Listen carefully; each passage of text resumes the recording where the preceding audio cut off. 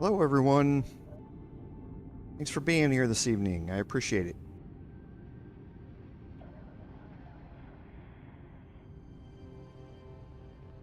I'm just going to be taking care of some quick stuff before we start, but we'll get started here in a few minutes. If you have any questions, feel free to ask.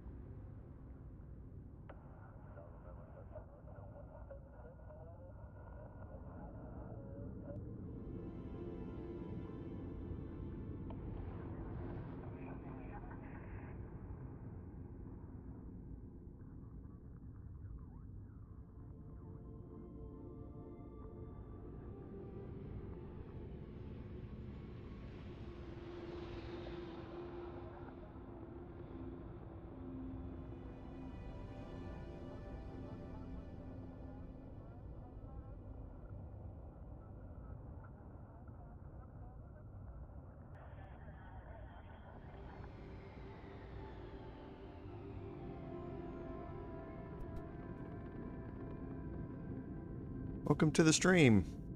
Thanks for being here. If you have any questions, feel free to let me know.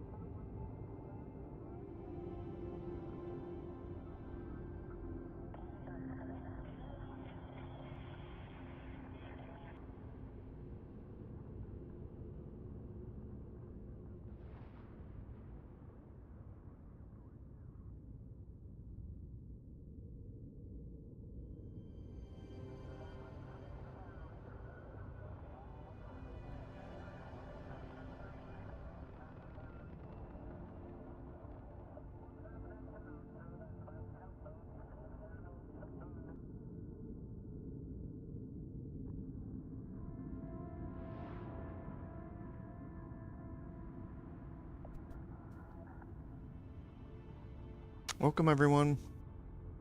We'll get started here in a few minutes. In the meantime, if you have any questions or anything, feel free to let me know in chat.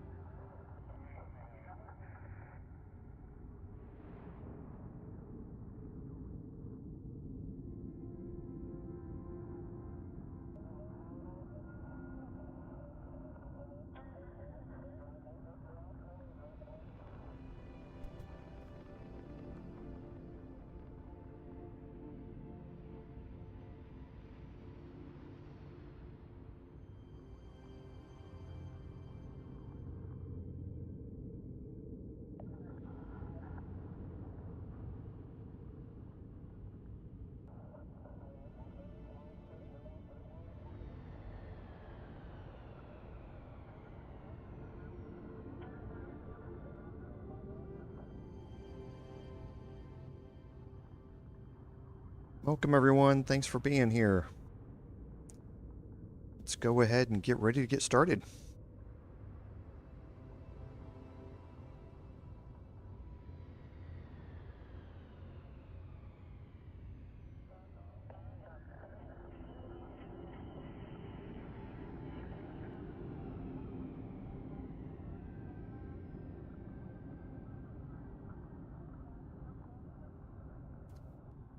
Welcome everyone to today's live stream, episode 7 of our Starfield gameplay series.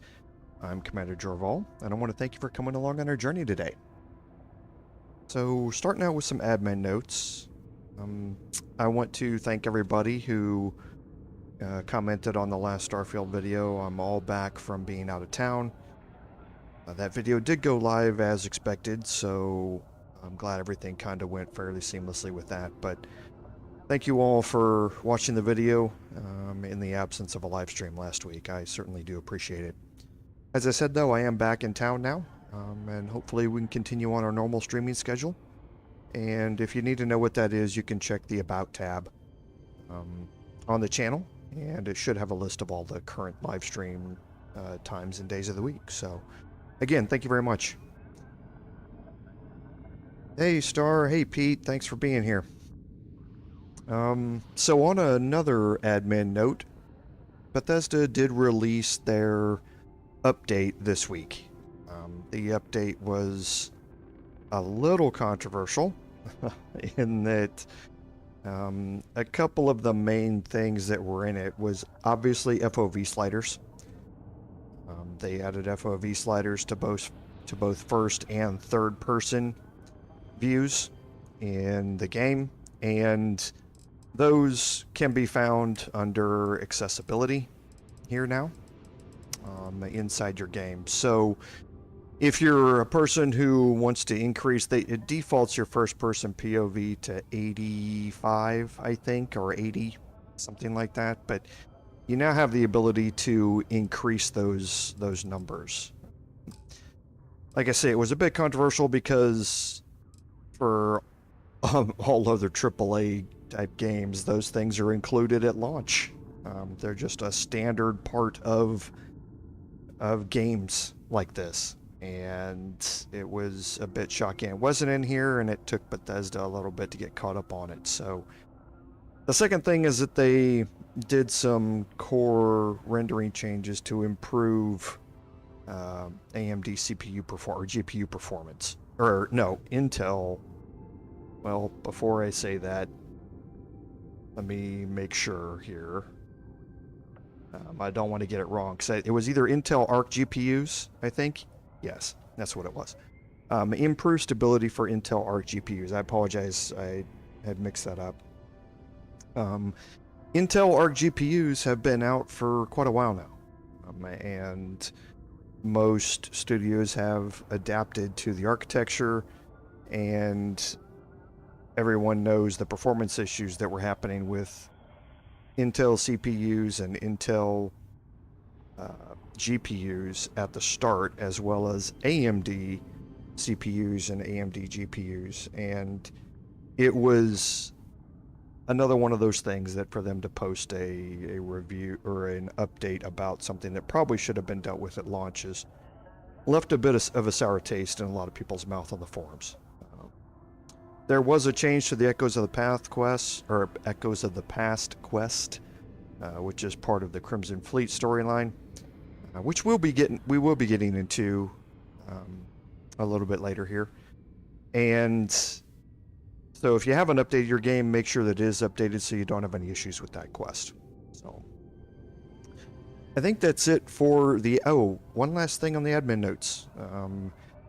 I apologize if you hear any echoing or anything like that. If you do, let me know, and I'll see if I can adjust my pickups on my mic to account for it. I am now moved back into all portions of my house, and so I am back downstairs streaming where I normally would, and a lot of things have changed here in my house, and as such, there are a lot of hard surfaces around and that sort of stuff. So if it does get echoey, please let me know, and I will try and get that fixed as quickly as I can. So I think on that note, we can skip into our recap. And at the end of last week, we had just killed our first Terrormorph. This is part of the UC Vanguard questline. And as part of that, we're getting introduced to the big bad, so to speak, in this questline. Every questline has their own villain or, villain story arc to go along with it, and this is what we're going to be dealing with. And as we go through this, we're going to be getting a lot more information about the Terrormorphs and what they are and that sort of stuff.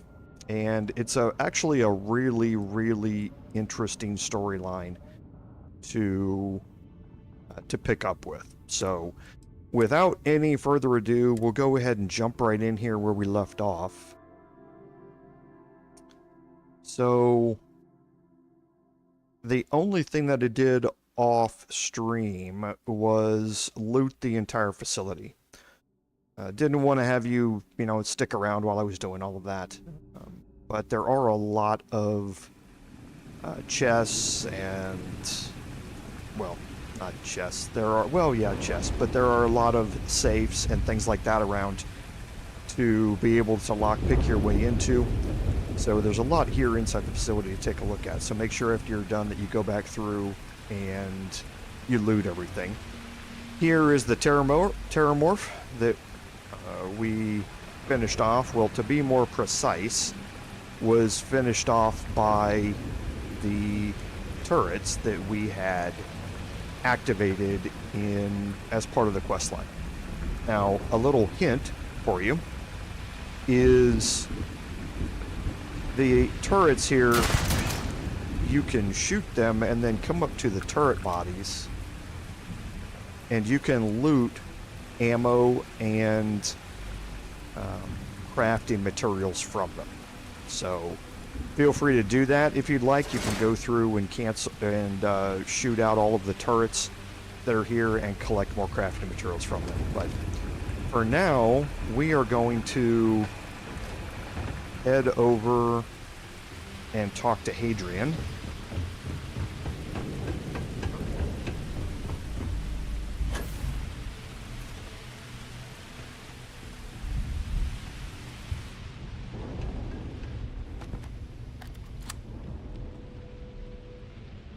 Tracker's gone quiet. I suspect it's either hiding or... Wait. You did it, didn't you? Heavens above! You just flatlined a Terrormorph!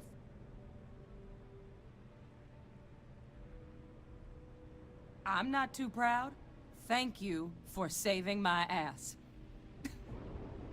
You didn't happen to grab me a tissue sample, did you? All right.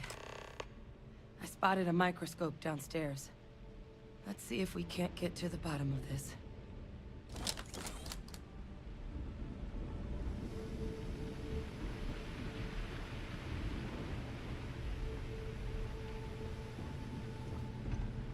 And these things, as with all Bethesda games, waiting for the NPCs to make their way down to other areas to do other things has always been something that you all wish you could skip. So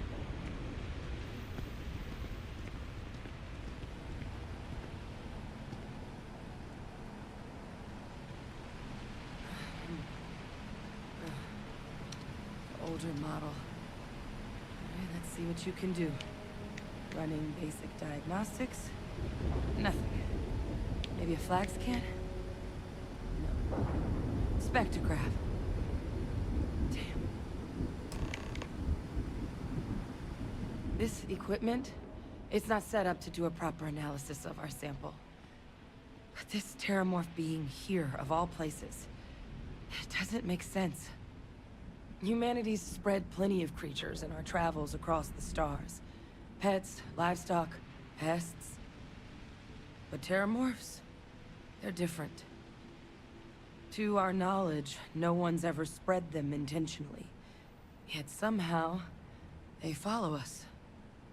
So when humans settle a world, 70 to 100 years later, Terrormorphs tend to just appear. No one knows how or why. Dangerous, but at least predictable. Talseti, though, it's too young to have a native population. It's only been colonized 20 years? But then the other option, that someone captured one of the deadliest predators in the galaxy just to wipe out some settlers minding their own business? That seems awfully implausible. Which means we're either looking at a truly strange murder or a faster type of Terrormorph growth, the results of which could be catastrophic. Terrormorph outbreaks have taken down far bigger colonies than this one. Well, they're not exactly buying tickets and flying coach. The theory is that they're spread by some kind of egg or seed that's able to evade our detection. But how the hell an undetectable egg turns into a Terrormorph without anyone noticing is a question no one's ever found an answer to. And it's why what's happened here could be real bad news for the rest of human civilization. They have. They even took down an entire city once. A place called Londinian had to be quarantined due to a massive outbreak during the Colony War. It's the only known loss of that scale, but it's the reason why any change in our relationship with these creatures needs to be taken very seriously. You're right. We don't have enough information. Time was, I had access to one of the best repositories of Terrormorph research in the galaxy. Seems a natural place to start looking, if I can figure how to access it. But we also need to get this sample properly analyzed, get confirmation on just how concerned we should be. Luckily, I think I know just the person to help with the sample. What would you say to delivering this to him for me? I'd do it myself, but I need to call in some favors. See if I can't get access to that Terrormorph data. Plus, maybe just pop by a hospital for a little bit. Clear it with your commander first if you have to. You can even show them this. My gene tag. Tell them Hadrian Sanan is worried there could be more attacks on the horizon. They should recognize the name.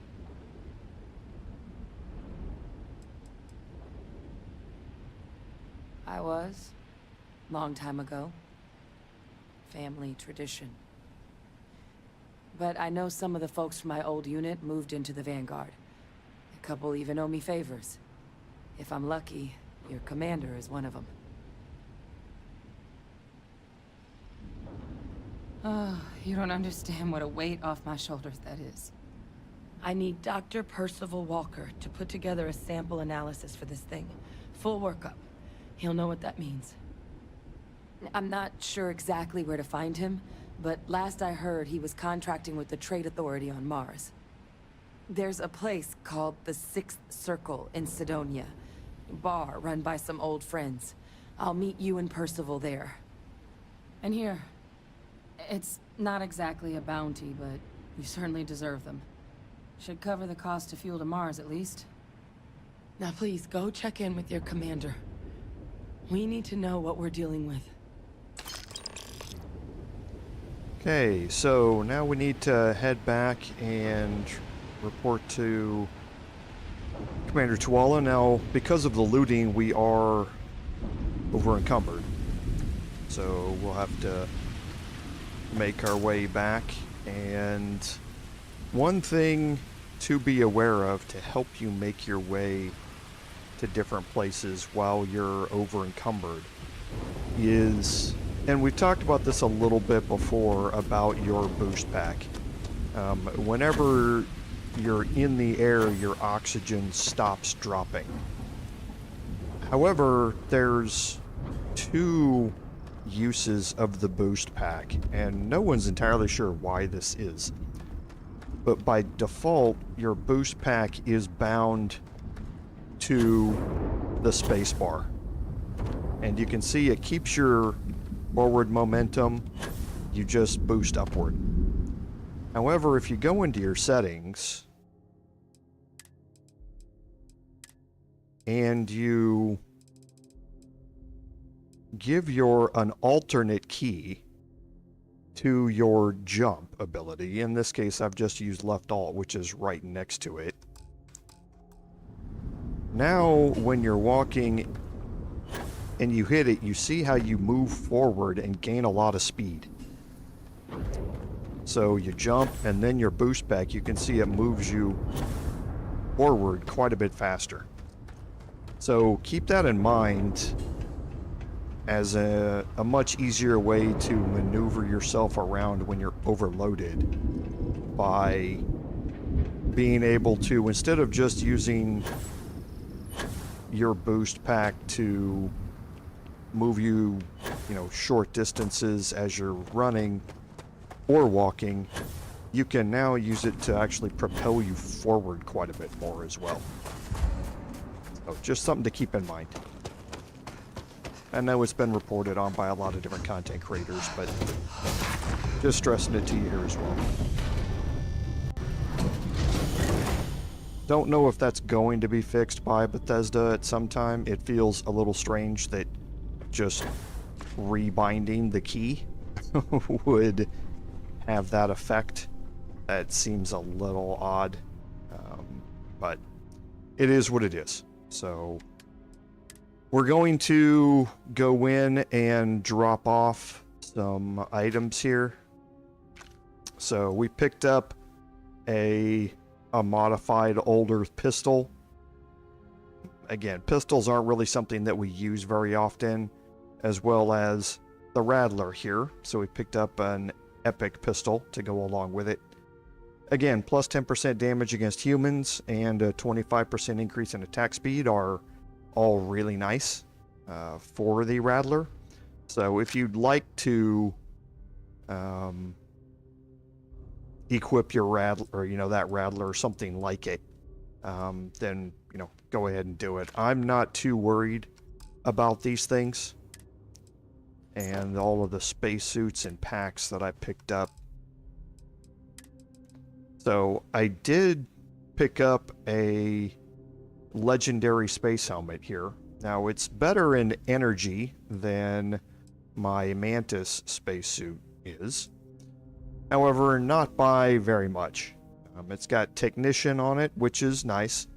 Galvanized doesn't really do anything. I've got Galvanized on mine. But you can see they're almost exactly alike as far as the legendary traits go. It has Repulsing, which works hardly at all in actuality. It seems like it's a lot less than 5% in my testing with it, but I'll trust them. I'll trust them that it is what it is. And I'm going to store all of the resources, and that's where the vast majority of the weight is coming from. So now that we're here, we can fast travel again.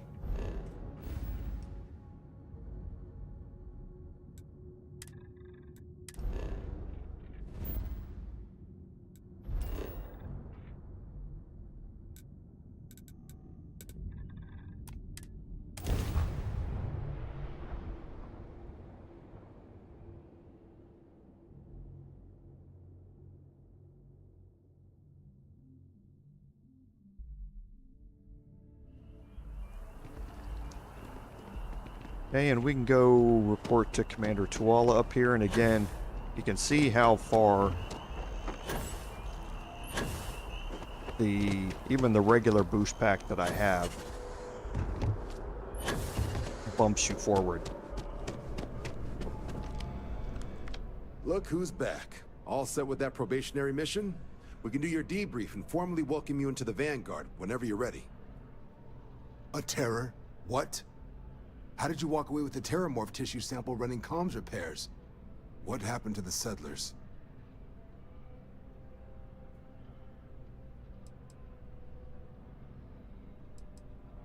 You killed a Terrormorph on your first mission. If I could be frank for a moment, holy shit. Above and beyond doesn't really begin to describe it now, does it? Earned yourself some serious hazard pay on this one. But, if none of the settlers made it, who's got you delivering the sample?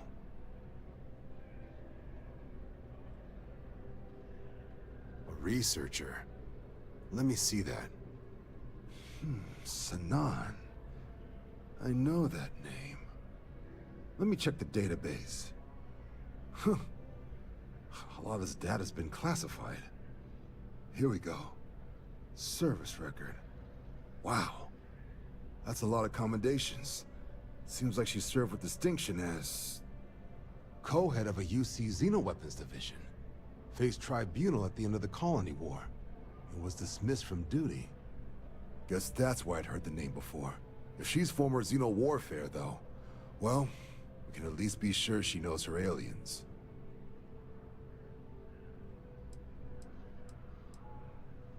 Notation says that Sanan already faced punishment for her actions during the war. Dismissal from the UC military. And her sending you to me first makes me think she's actually trying to do this above board. Considering her history, reaching out to the UC probably wasn't the easiest decision. Which means that must be a pretty important sample. In the run-up to the Colony War, the UC started a program with a singular goal. Find the deadliest, most terrifying aliens in the galaxy, and have them fight on the side of the UC.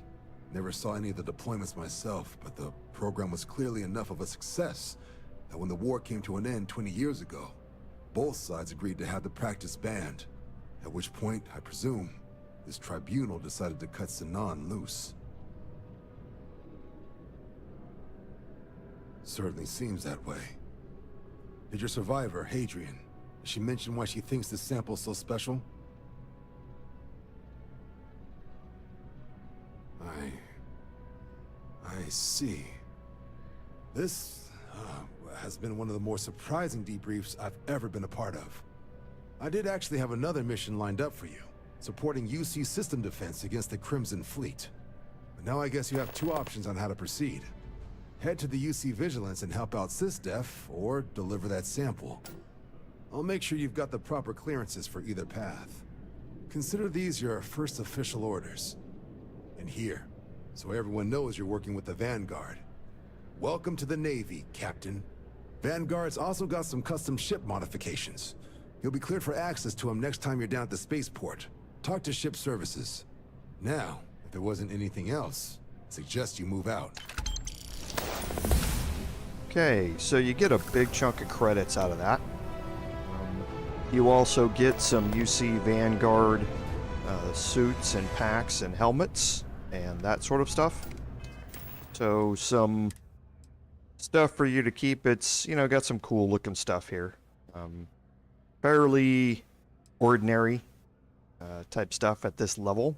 But if you're into that collecting uniform type things, you know, something good to put on a mannequin somewhere in an outpost or something like that that you have.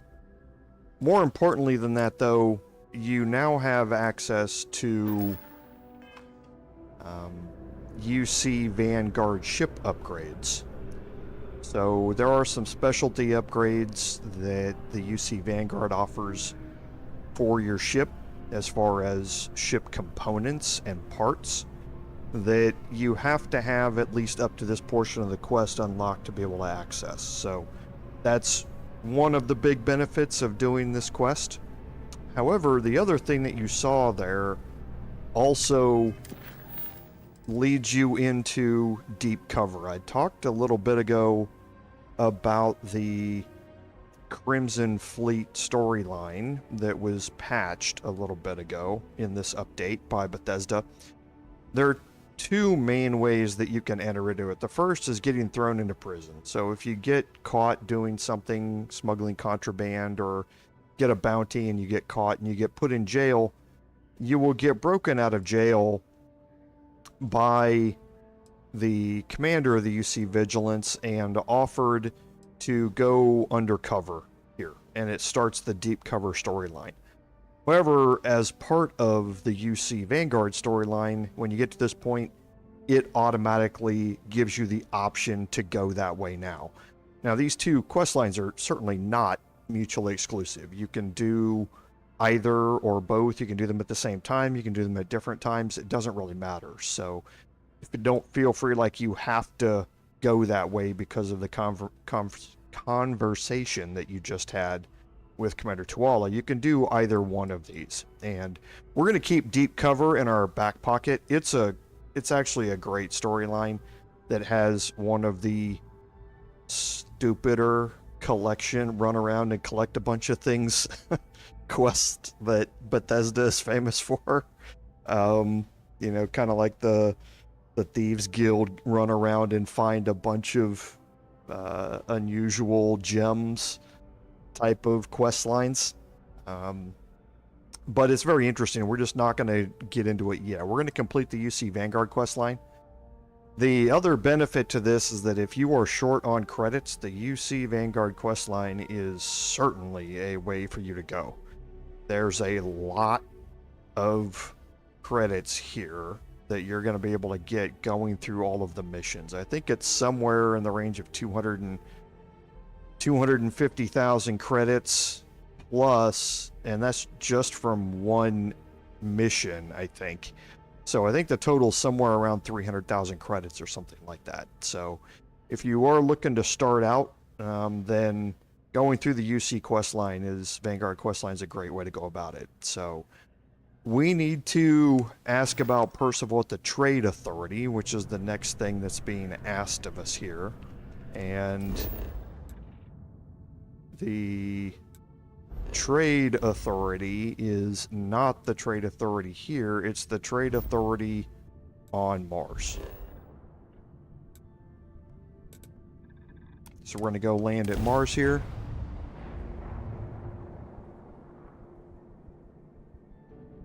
We're going to do a quick bit of shopping once we land.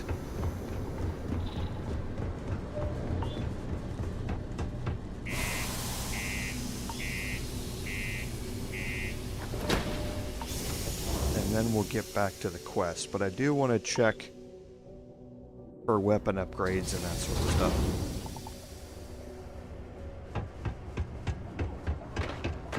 Watch out for the robots. So the Trade Authority's over here on our right. We're going to take a quick left. Always nice to kick back. And head over here to the UC Exchange. I got a little bit of everything.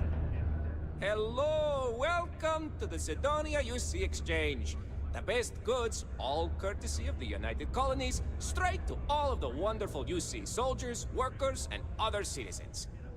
I've got a little of this, a little of that, and maybe a little of some other things you wouldn't expect to find at the UC shop, But that's because I try to provide for everyone here. So please, browse my stock and let me know what I can get for you, friendo. Take a look. Okay, so this is one of the better places as you level up to start looking for weapons. And so they do have Kadamas. I do have Kadamas unlocked already, which is good. We do have the refined level of weapons unlocked, but it doesn't look like there's anything in particular I want to look at here. Oh, just to clarify, I misspoke in one of my previous episodes. I hadn't seen one at the time, so I thought it was just kind of like a hidden tier, but the 5 tiers of weapons and armor. So you have your unlabeled, like your barrow knife. Then you have calibrated. Here you have refined. Then you have advanced, which I do not have unlocked. And then you have superior.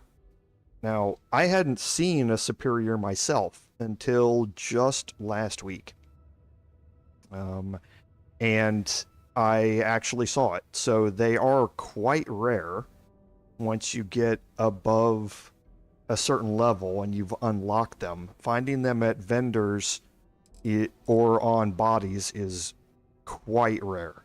I had not seen one in my personal playthrough, but I did see a couple of superior armor pieces from vendors. So I actually did see, I said I thought it was just labeled as advanced, but had higher stats, but there actually is a labeled superior item in the tier list. So, but I am level 52, I believe, in my personal playthrough, and I've only seen those two particular superior items. So, fairly rare as you go through things. See you later, friendo. Okay, so let's head over here.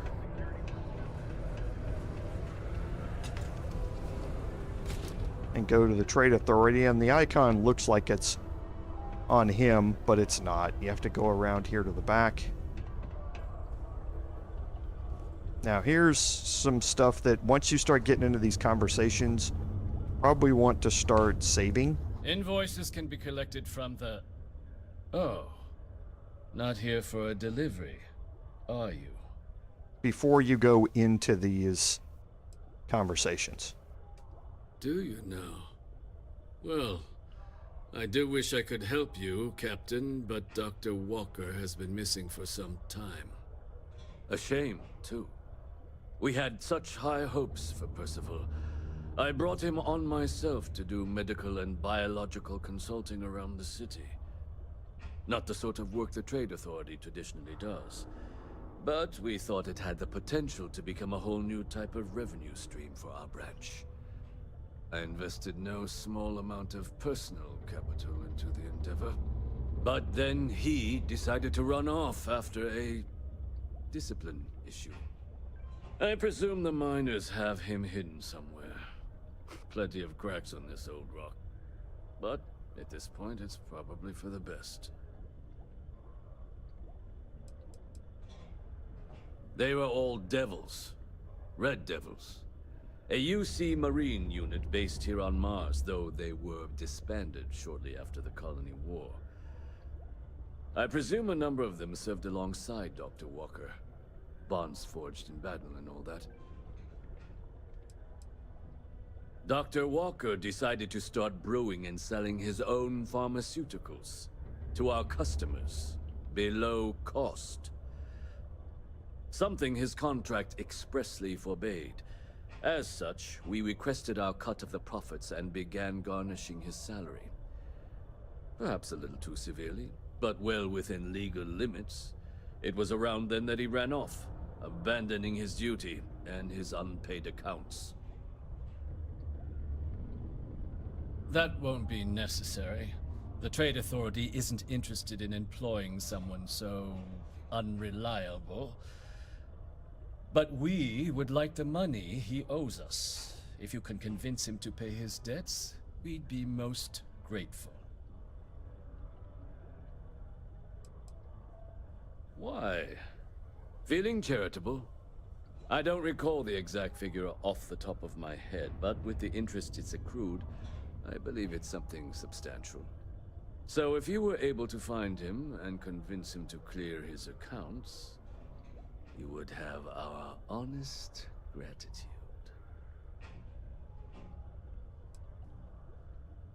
Wonderful. I suggest paying a visit to the Sixth Circle, what I suppose is technically a bar on the lowest level of the city. If anyone knows where Percival is, the miscreants there would. But I would urge caution. They're not a group known for their hospitality. Okay, so we're gonna head down to the lower levels here.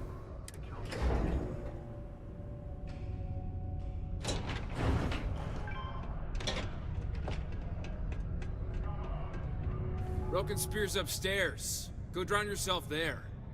This bar's for Devil's vets and their kin.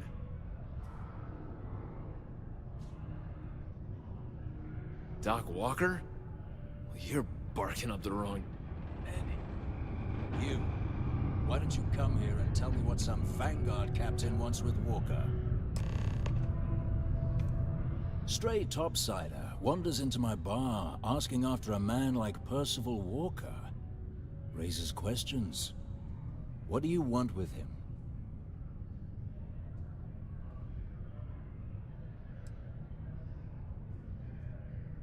Hadrian?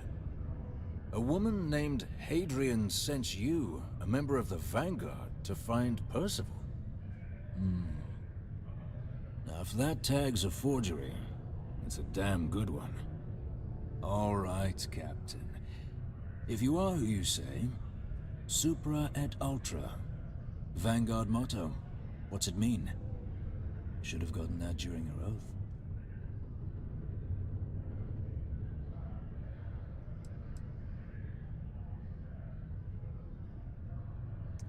That's a good question, actually.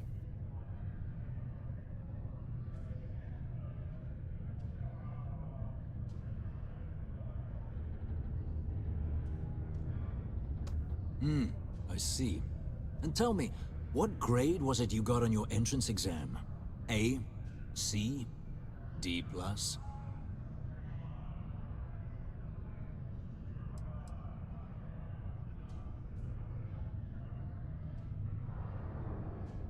That is right.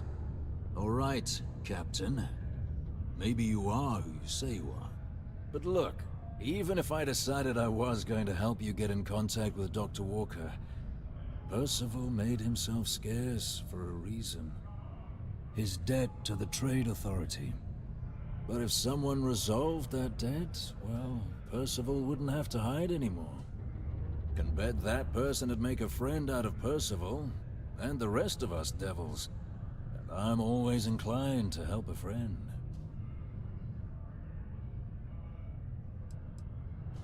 Red Devils were the meanest Marine unit the UC Navy ever had. Couldn't get in if you hadn't done at least one stint as a Martian Dusty. Made us tough, reliable. It's why they chose us as the handlers for the UC Xeno-weapons. No other unit could handle that pressure.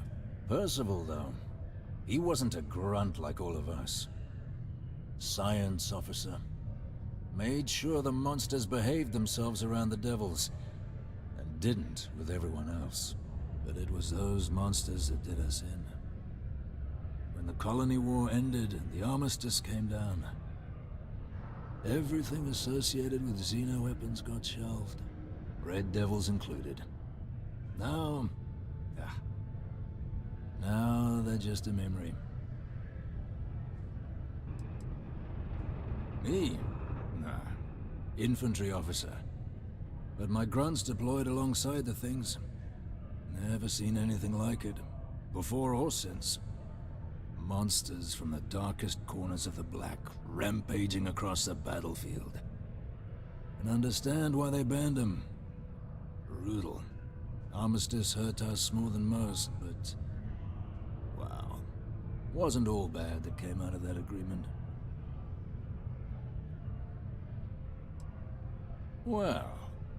most straightforward way to take care of this debt would be to just saunter up to the Authority and pay him direct, if you've got credits to throw away. Of course, rumor is the Trade Authority keeps all their records and collections files on a central server inside their storeroom. If someone was to break in there and adjust Percival's debt to something a little more reasonable, say a few hundred credits, I'd be happy to cover the costs. But, one friend of Hadrian's to another, Sidonia's full of old utility spaces. Wouldn't be surprised if there was one that let out right into the Authority storeroom. Say, with an entrance behind the bar at the Broken Spear. Ooh, and you might need these. And I look forward to hearing the good news. Hey, you. Okay, so you can... now the goal is to pay off Percival's debt. You can go back here and look behind the bar and look at some of the red devils here.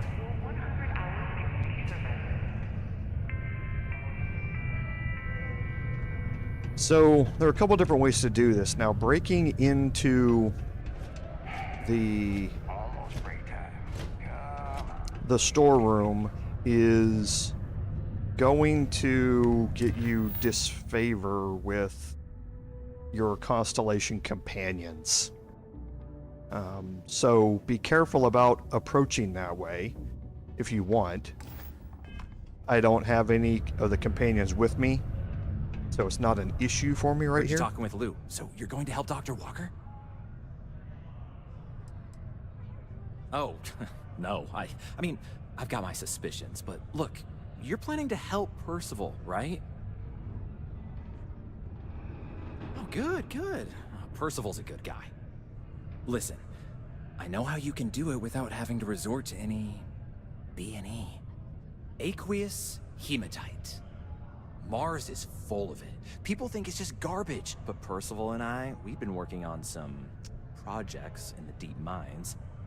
At least when he wasn't slaving away at his trade authority contract. But we stumbled on a way to make it useful and profitable. You give our research over to Octai at the trade authority, it should more than cover Percival's debt. That guy's always looking for an angle. No. Well, yes, but the medical kind. I'd help him make whatever the city was running low on that month, and we'd sell it to the miners for cheap. But the trade authority got wind and wanted their cut. And then some. It's mostly iron and about 3 centuries of human water runoff, though only Percival would be able to tell you all the trace elements and whatnot. But it builds up around human settlements, and something about the Martian soil changes it, makes it into something new. And we think we found a use for it. Oh, I'm Cambridge. I was Percival's assistant. Well, apprentice, really. Couldn't work in the mines anymore, so he gave me a job helping with some of his side projects. Knows experiments inside and out, and I know this one was gonna be big. Well, yeah. We were never able to finish the research. Spacers moved in and ran us out. Started setting up shop. But if you can clear them out, I can walk you through how to finish the research. Then you can give it over to the trade authority. They'll get folks working in the deep mines again. Jobs come back, I become a modern-day folk hero. Then I don't have to sleep on an inflated spacesuit anymore.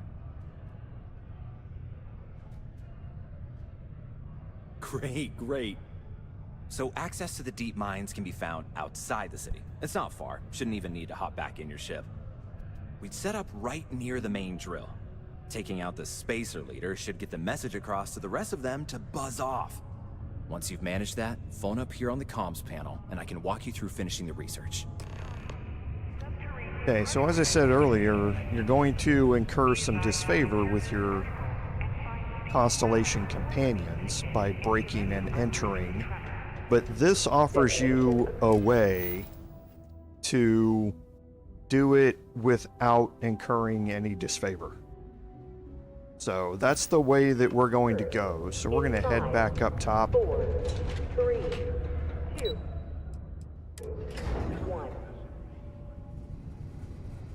1. And you see we have 2 quest markers. One leads you right into the trade authority, and the other one leads you outside. One's breaking and entering, one is clearing out the spacers.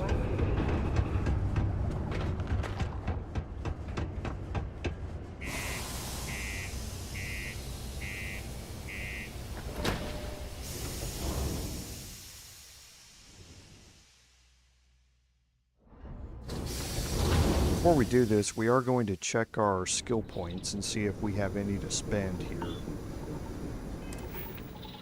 Okay, so we do have 1 skill point. Don't have any medicine available to us. So we could improve our boost bag training, but I'm not too worried about that. So we can increase our stealth to the maximum. Okay, this is going to mean that doors no longer alert enemies. We're gaining a 25% bonus bonus to our sneaking ability, and we gain an additional 5% sneak attack damage with suppressed weapons.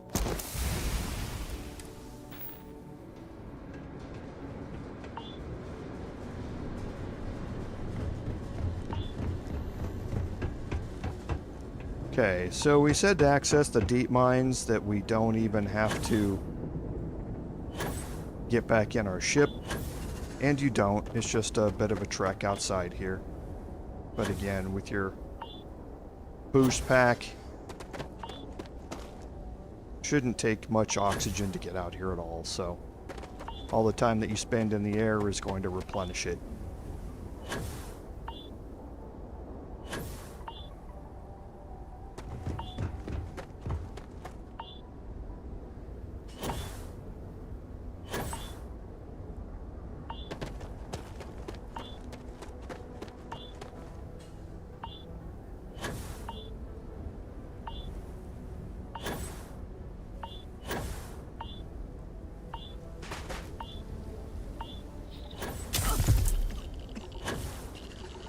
Okay, so gained an affliction,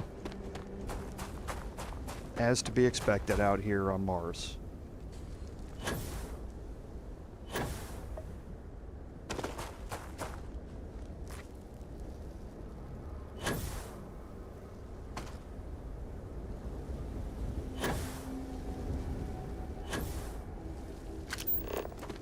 Okay, so only another 300 meters or so. And we're going to detour off to the left here.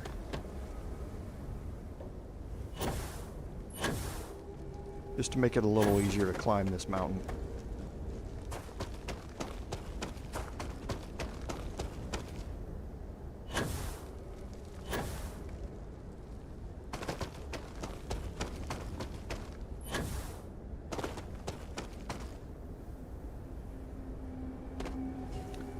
Okay, so now that we're here,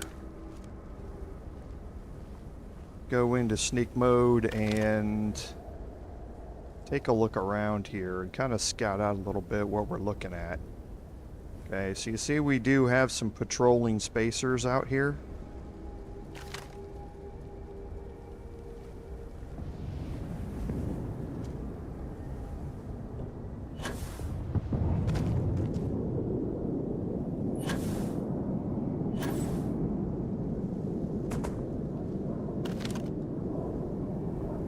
We'll start off with this one here.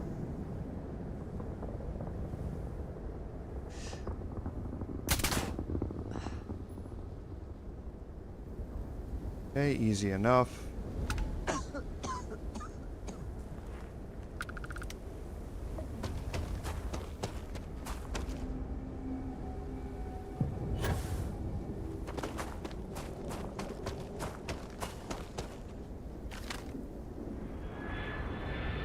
We got another one here.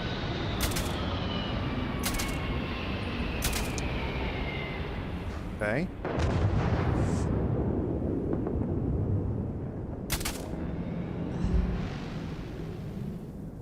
Guess I can't shoot through the fence.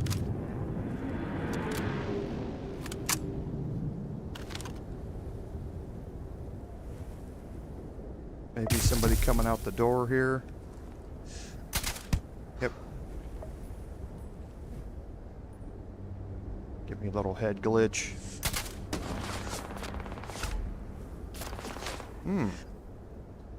Got a much higher level spacer over there. It's too far away to do a whole lot of damage to me, though.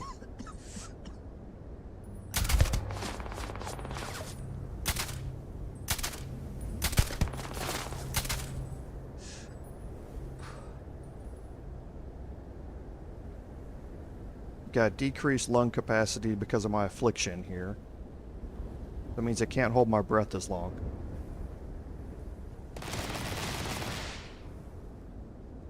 I don't think I can shoot through this.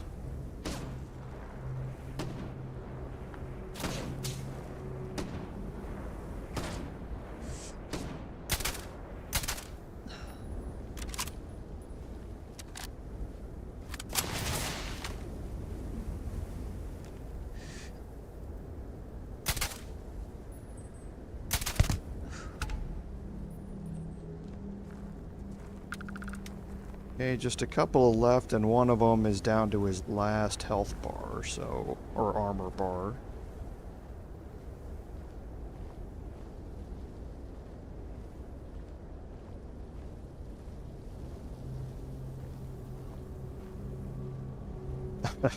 Yeah, Star. Well, to be fair, they are taking some shots in the head, so...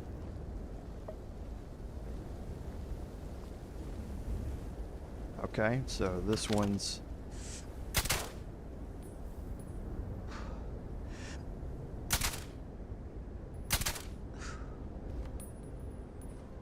moved up a little bit.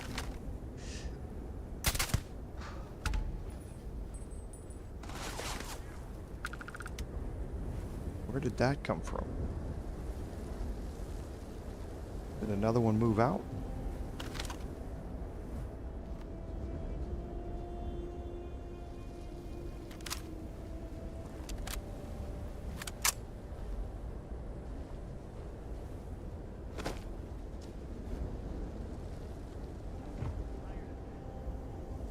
I don't think so.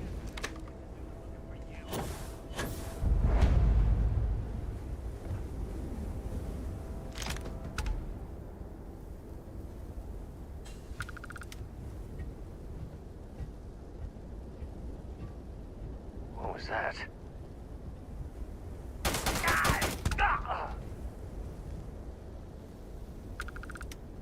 Don't know if they're down below me.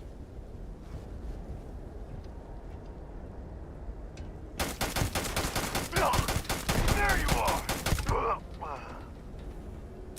Okay, so he had regened quite a bit of health and armor there, so...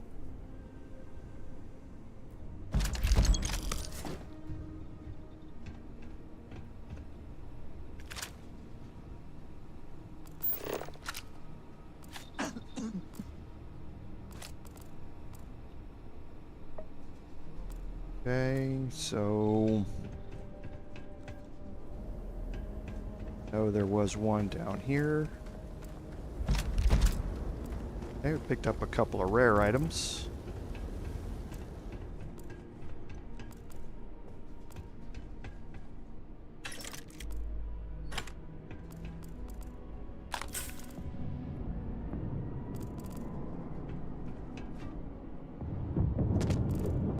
Okay, and there's a bunch of crafting supplies down here.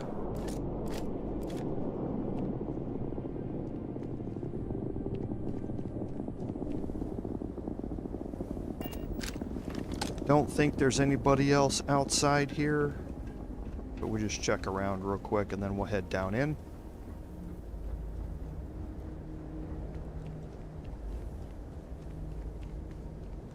Nope, we're clear.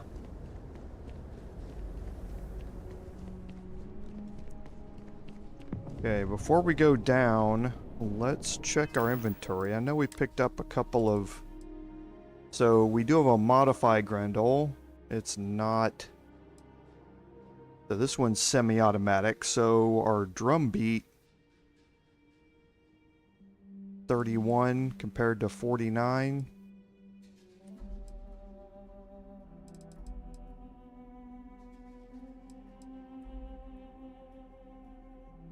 But it is a good higher fire rate weapon than the Maelstrom is. 11mm rounds are going to be a bit harder to pick up.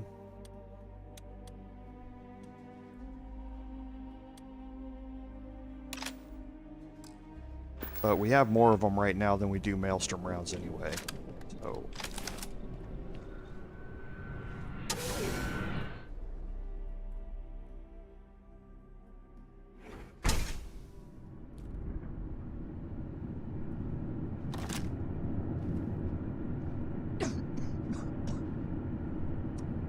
Now that I'm in here, I do want to get rid of that cough.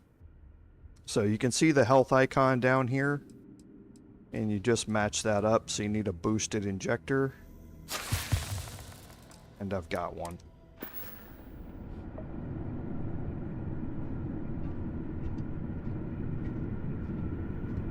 Now you're more than likely going to get that back. Again. The Just because we're inside here, we still have the symbol in our HUD about the radiation here, so more than likely going to continue to get afflictions as you go through this.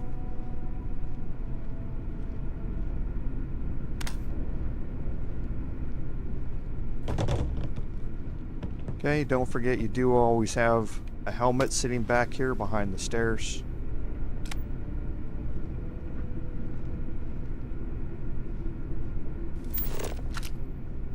Some crafting supplies up here.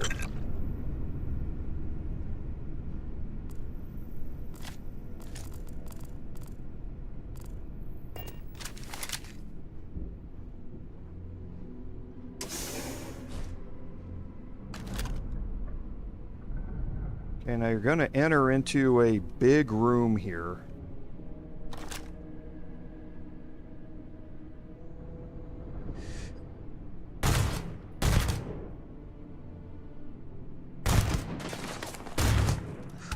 And the drum beat is not suppressed.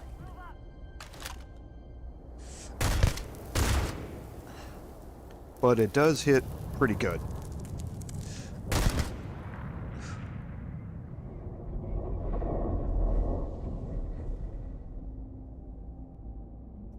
He must have gotten knocked down. Don't think there's anything to shoot underneath there.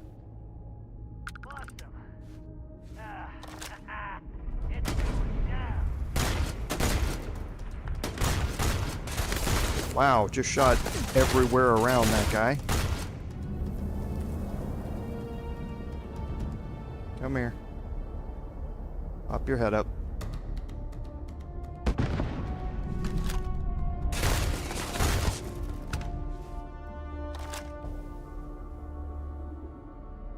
I will say that the drum beat sounds very satisfying.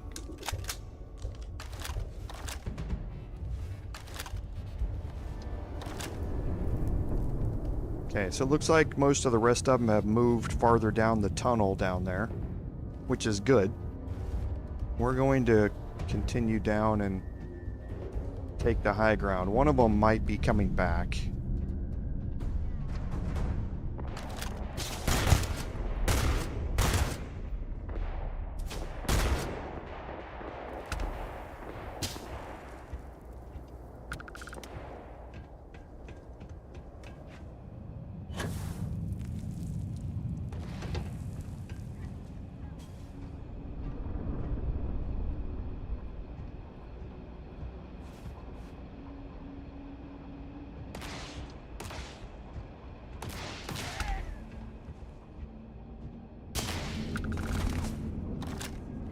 Okay, so here they're getting a bit far away.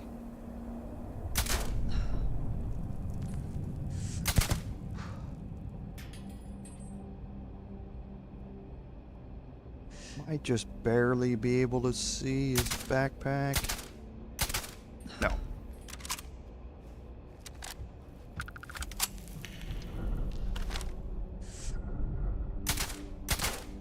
Yep. And then one more, and I think this is the...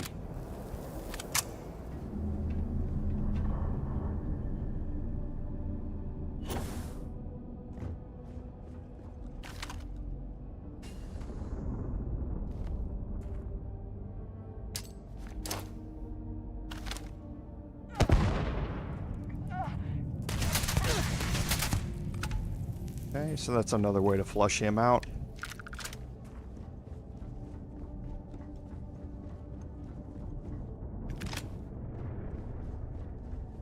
Okay, we'll go back here, just check the rest of the bodies here real quick.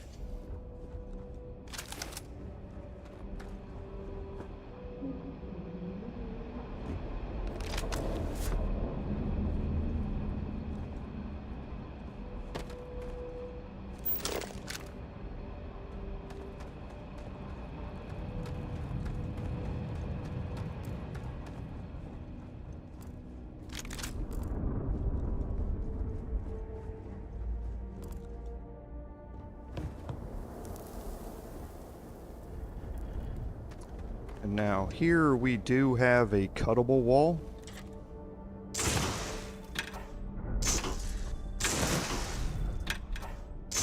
And I think I'm actually interested in something here.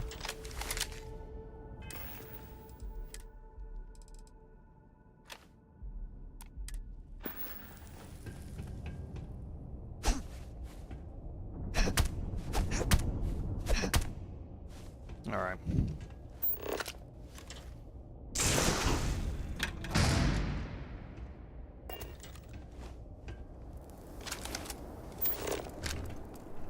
Okay, so some medical supplies that we can pick up. Another safe, another weapon case.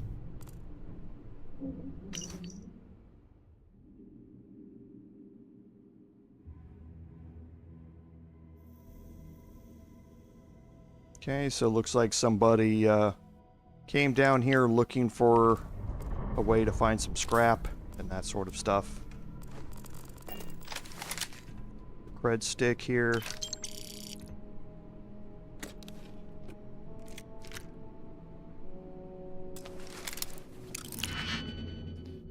And again, on these, just working from the inside out. So 2, 4, 5, 6, 7. So a 3 and a 4.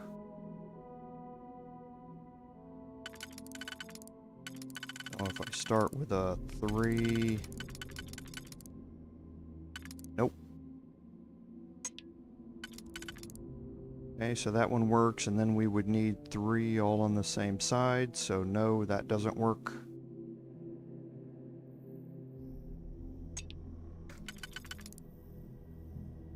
Okay, and then we need 2 and 2 on opposite sides, so that doesn't work. But this one... Nope. Going to have to be something... Not that one. Something like these. And then this one, I think. Yes, that does the inside one. Then 1, 2, 3, 4, 5. So a 3 and a 2, or a 4 and a 1.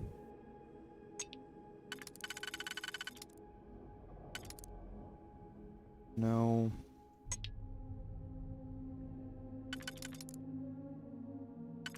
Nope.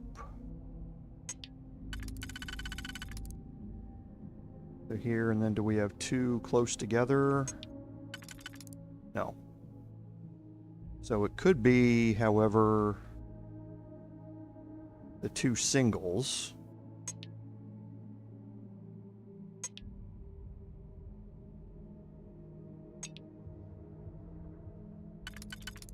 Or this and a 1. Okay. Now the outer ring, 1, 2, 3, 4, 5. So a 4 and a 1, or a 3 and a 2.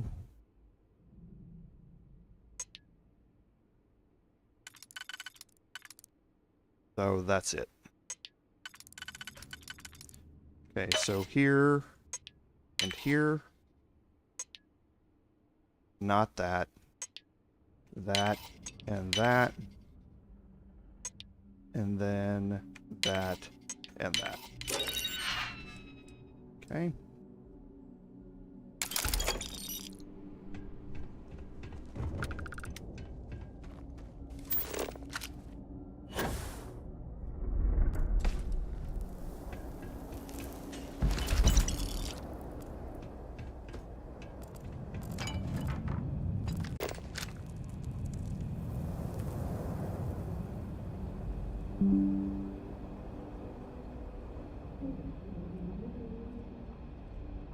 Can you hear me again, everybody?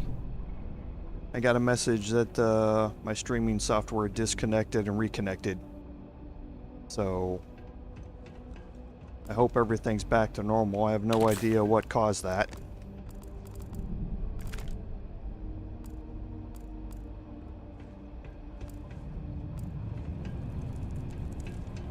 But let me know if there are any issues with the stream, and I'll take a more in-depth look at it. It appears that everything is back to normal, though. Sorry about that, no idea what happened. Okay, so we do have some crafting materials up here.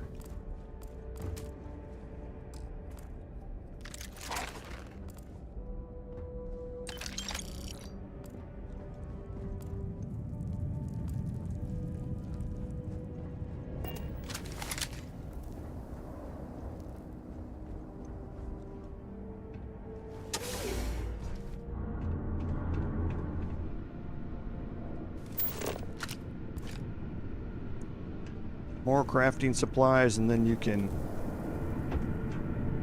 make your way down here to the bottom.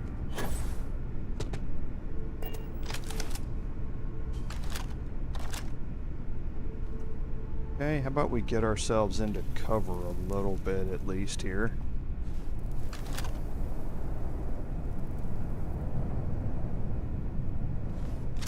We can probably try and one-shot some of these as well. Starting with him.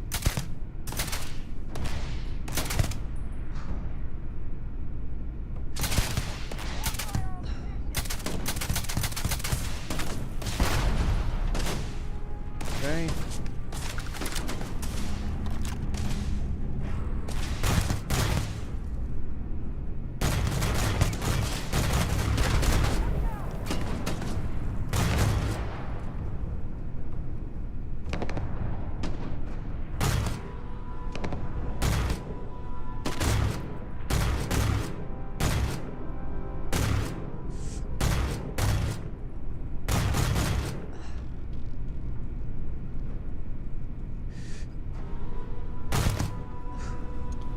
Gotta keep your head back behind the barrel, man.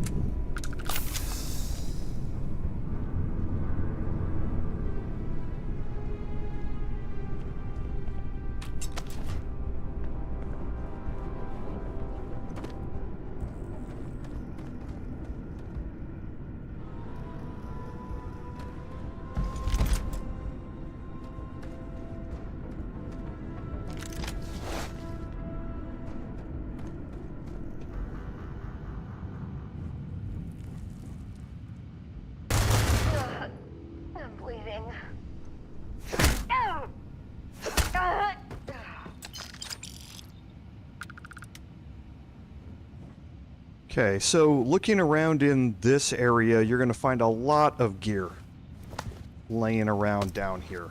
You can search all of these lockers. There's all sorts of stuff laying around down here, so avail yourself of it all.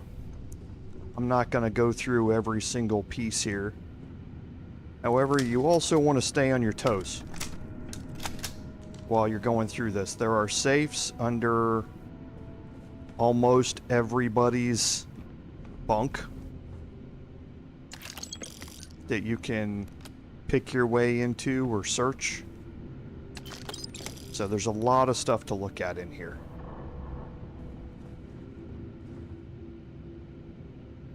A novice level one's going to be easy and quick. Oh, and then I say that and I get this one.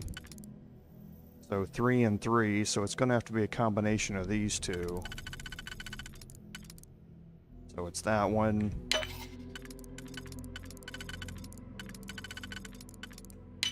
That one. That one. That.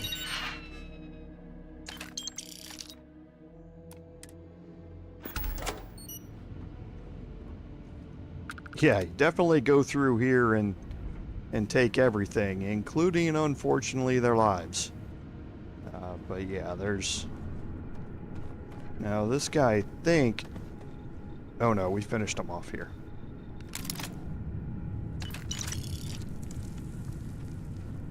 Oh, yeah, this body is from...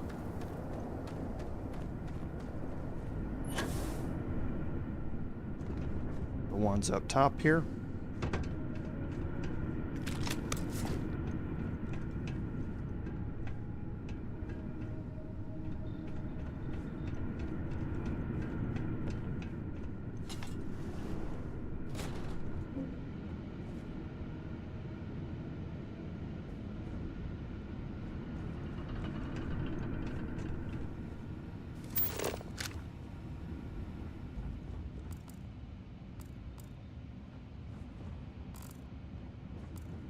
Okay, now these storage crates, the big crates you obviously want to pay attention to. Make sure you pick them up. That one was rather disappointing, but some of them can have a lot of crafting materials in them.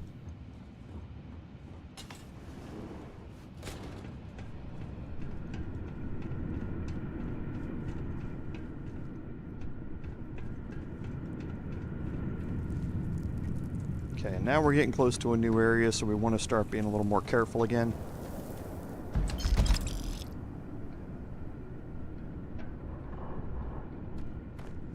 And we've cleared all them.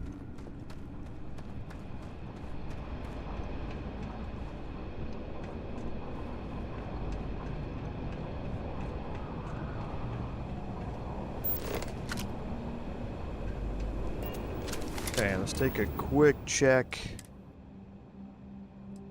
See if we picked up any weapons. Nope, doesn't look like it.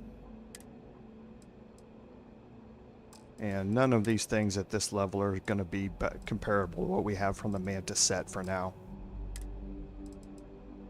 Yeah.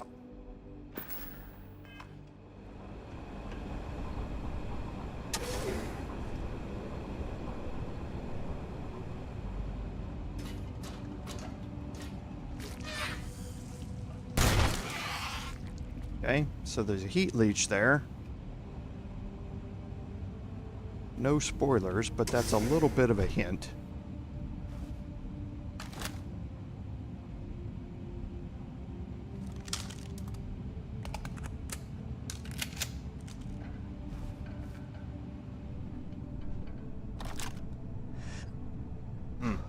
He's about ready to shoot his pack.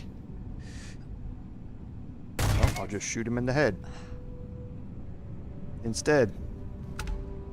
Okay, now these you can get shot from down below, so be careful. All of these dots running around are down below you. Just like that. They're either shooting from down below in another area that we're not in yet. You can sit up there and take them all out if you want. But the way to go is over this way.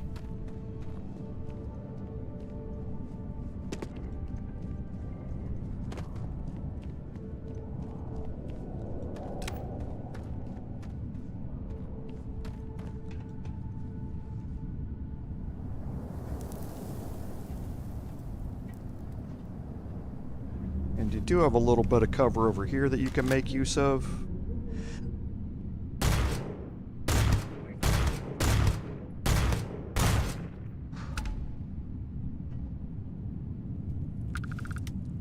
And you can see the dot that's moving around, that's the spacer leader.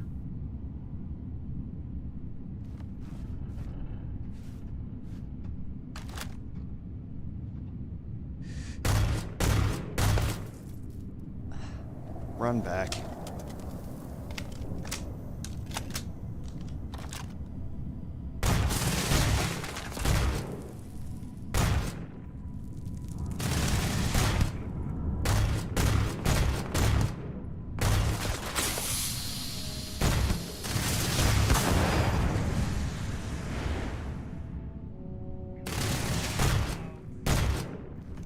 And let's zoom in a little bit farther here.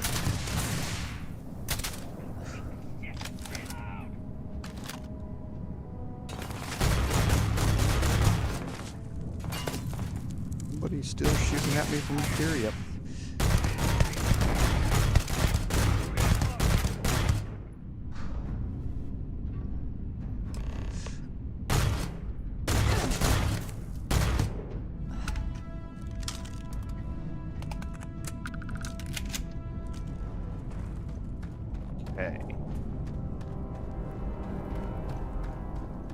That's going to be good for now. The three icons that you see are farther down a mining passageway that way.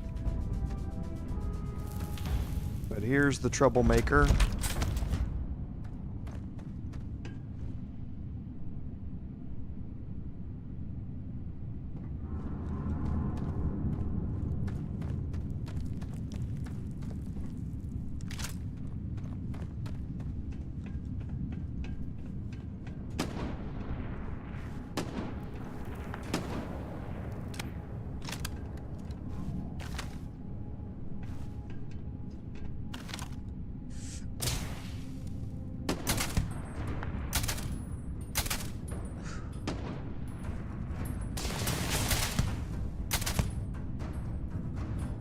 And these are the ones that were shooting at you from that other area, from down below on the walkway.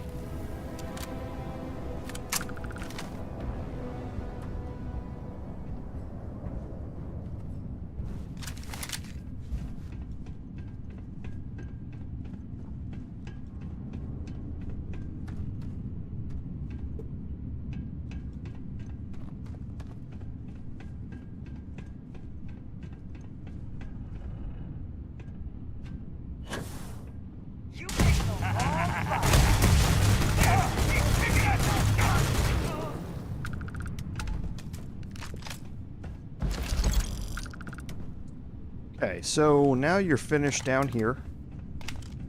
And our next quest marker is to contact Cambridge on the comms panel here.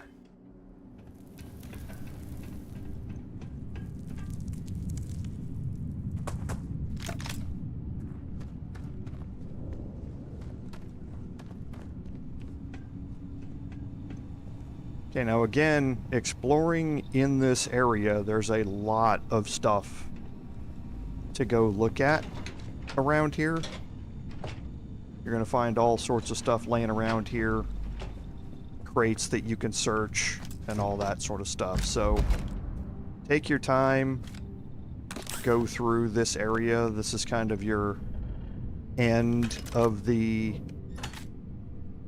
first section of the quest reward area. Oh, we got a nice helmet here. Still not compared to us. Or to the Mantis gear. And here's these industrial crates that I was talking about. A lot of these larger crates have large groups of stuff, and 4,000 credits is certainly, you know, nothing to sneeze at, even though it is going to overload me quite a bit. Well, even more than I'm already overloaded.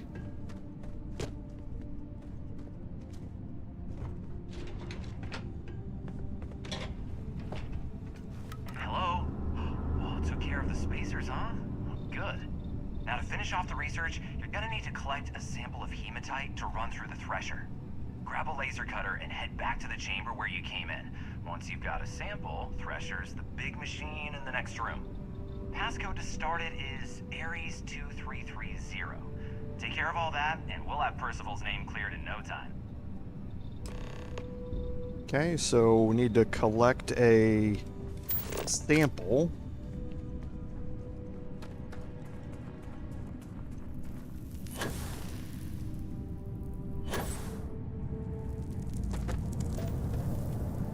Aqueous hematite, you can see, has 4 green diamonds. And you can see under normal mode, it takes a lot to mine it. So you want to use your alt version of it. So hold down the left button, then hold the right button to overcharge your cutter, so that you just don't spend forever trying to mine this stuff, because it's going to take quite a bit. And you can find this stuff in a lot of different areas around here.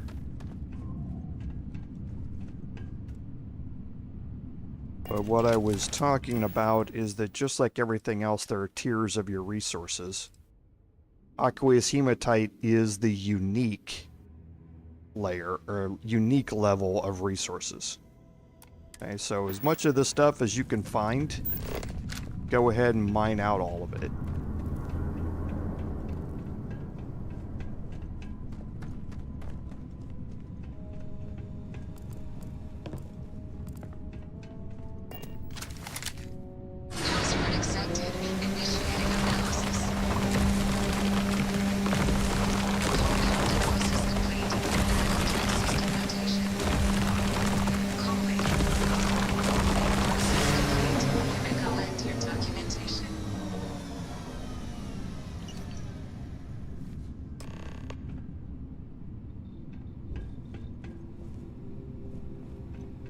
All set? Good.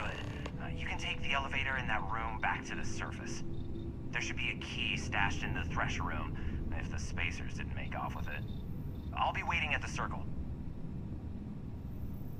Okay, so should be a key in here, and there is. They've marked it for you. And that leads you to this elevator.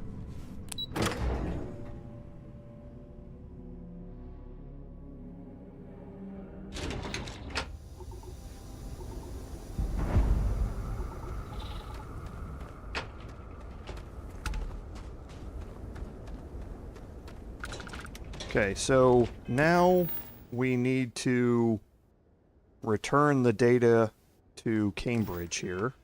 We are overloaded, so...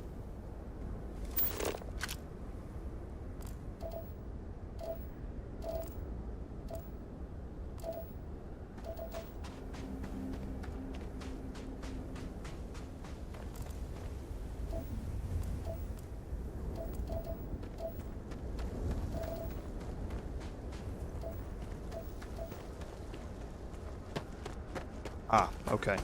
Yes, need to head this way. So, quite a ways away from where we need to go. And I'm too far away from my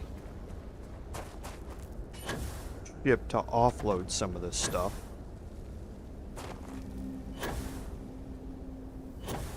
But we do have a low gravity here. Now, when you're overloaded, you don't get your O2 back.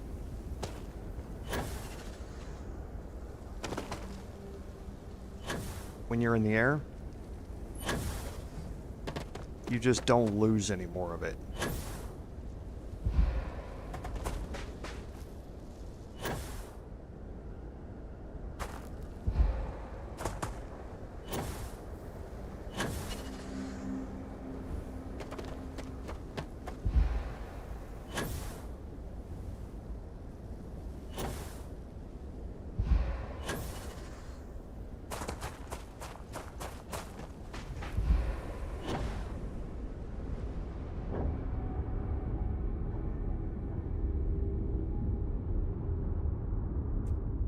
So again, I could always drop off weapons and resources and that sort of stuff until I get my carry capacity down, but just honestly not too worried about it with the lack of real impact to being overloaded. Like I say, you'll see that my health is going to slowly be going down here. Your health goes down faster the more you're overloaded.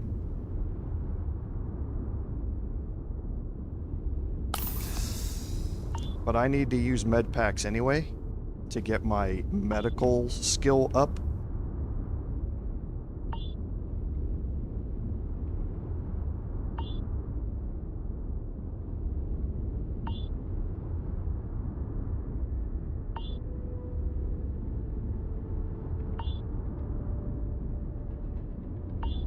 And you come back to this area for another quest. But now that I'm here, that's my Star Eagle there. So I can go to the cargo hold and I can offload.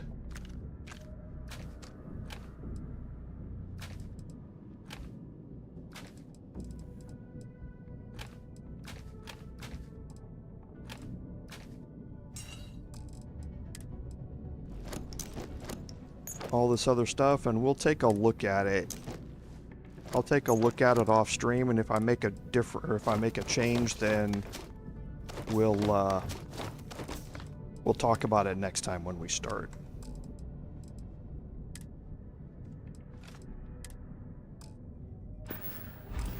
Okay, so now I should be back to a good carry weight.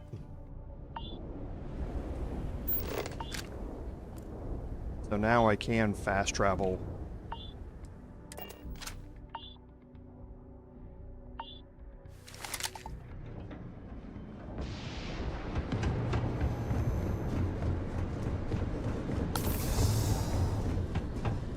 And that's just something good to keep in mind, that once you get within a certain range of your ship, and there's some disagreements about how far it is. It originally was if you're within 500 meters, but I know that's not right.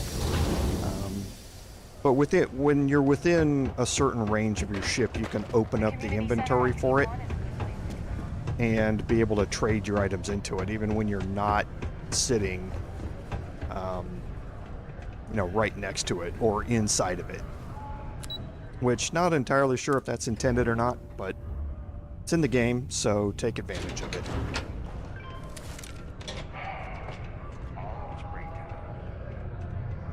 You've got the slate. Let me see. Reduced joint wear? Oh, increased lifting capacity. A dose of this stuff could make a miner way more efficient. This formula's gotta be worth at least as much as whatever Percival owes. Okay, so here's what you do. Tell Octai and the Trade Authority you found a business proposal that will make miners more efficient, higher yield, synergy, all that business crap. And that you'll trade it to him for clearing Percival's debt. You good at doing pitches and stuff like that? Oh, this is gonna be great. Oh, and here, a copy of the formula for yourself, in case you ever want to try maximizing your own industrial output. Oh, use that if you can. Good luck. Okay, so now we have to convince the Trade Authority to use this to clear out Percival's debt.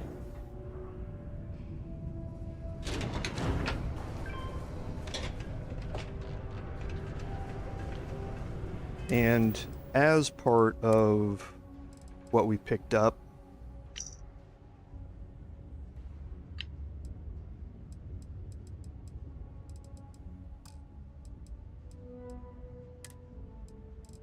whoops, let's just go up here.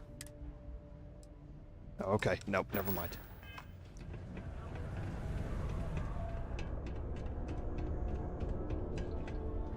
Okay, so again, normally you'd save to be able to save scum through some of these things if need be. Was there something else?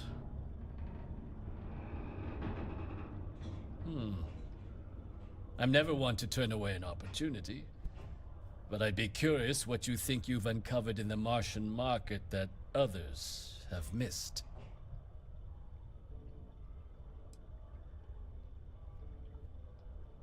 Aqueous hematite, iron and wastewater. Well, I'm not surprised no one has proposed something like this before. And exactly what does this new drug of yours do?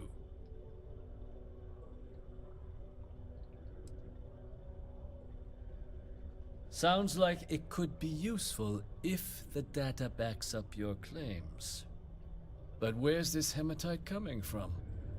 The active mines would be too expensive to retool. The deep mines could be an option, but they're full of spacers, or so I've heard.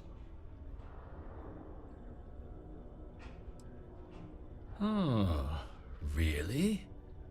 Well now, that is intriguing.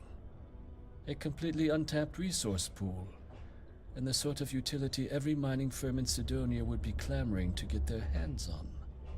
We could contract out all the actual lab work, bring on one of the hungrier mining concerns for materials, the licensing fees alone. And think what it would do for our image with the general populace. This mine, reopened, thanks to the Martian Trade Authority. Very interesting indeed. And what do you want for the rights to this drug? Dr. Walker's dead? That's it? Consider it wiped. Well, it seems we have a deal then. And here, a finder's fee from the Authority. A perfectly reasonable amount for a discovery with this sort of potential. Wouldn't want you feeling shortchanged down the road. We'll just be taking that slate before you have any second thoughts. It was a pleasure doing business with you, Captain. Okay, so now that we've cleared his debt, we can go back down and speak to Lou down at the bar.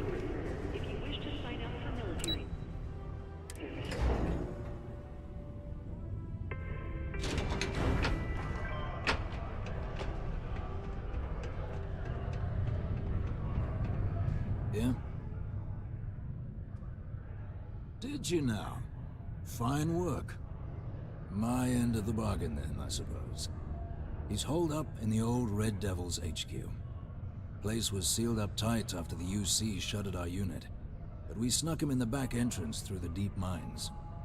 Was also going to warn you about spacers down there. But it sounds like you might have already tossed those dregs.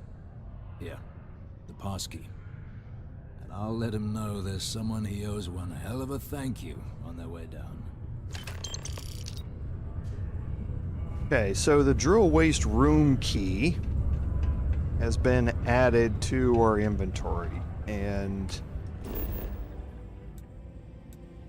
for that we can go back to the employee exit, and now we can fast travel back to it.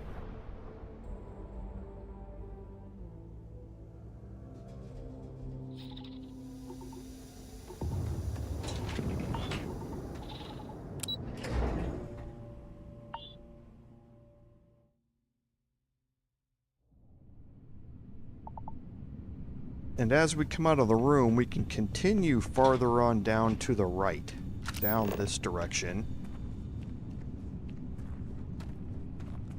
This whole thing's the drill shaft here. You can see it heading toward the end. And there's another passage up here.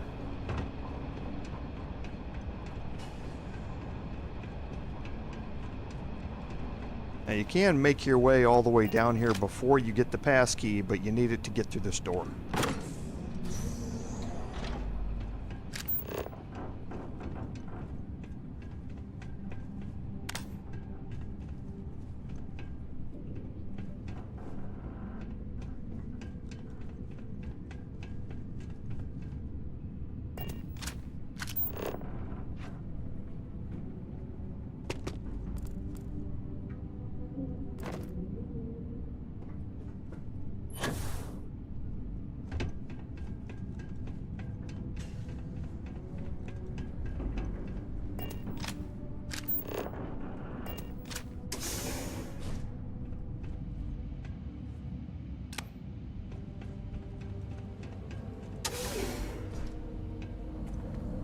Okay, so now you're in this large open area.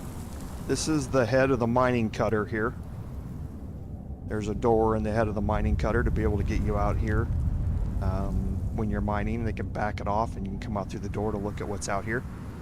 But there's a lot of aqueous hematite out here. So take your time to go through this and mine all of this out so that you can pick up all of this resource, because like I say, there are very few other locations that you can get it.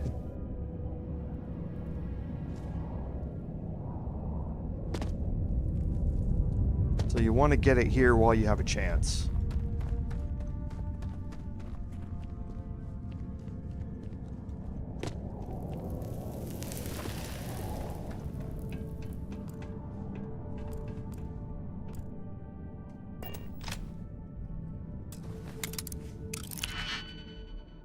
Okay, so on the inside we've got 3, so that's going to be 2 and 1.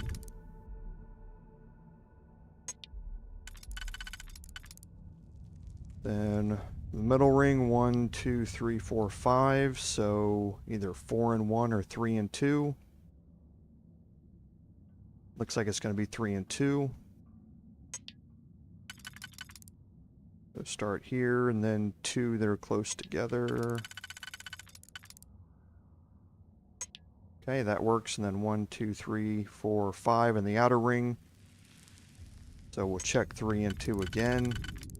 That would be here. Nope. There.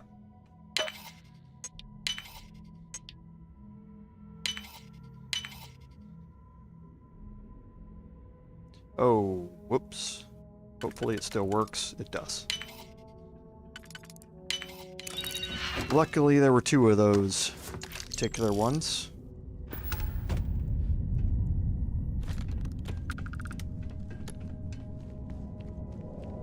And you'll see it's all over the place. I just don't want to bore you with me mining out a whole bunch of this stuff.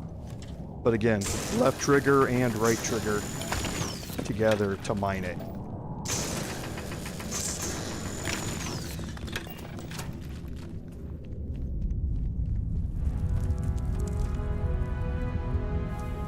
Yeah, I will say it looks really cool. And again, here, large open area, you can make your way all the way down to the bottom and mine this whole thing out.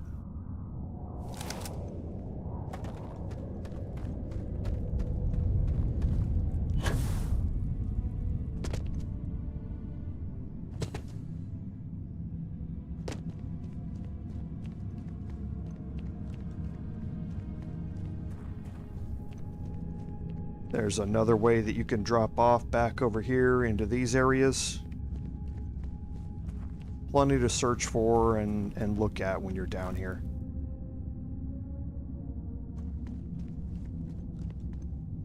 But there's nobody, there are no enemies down here to worry about.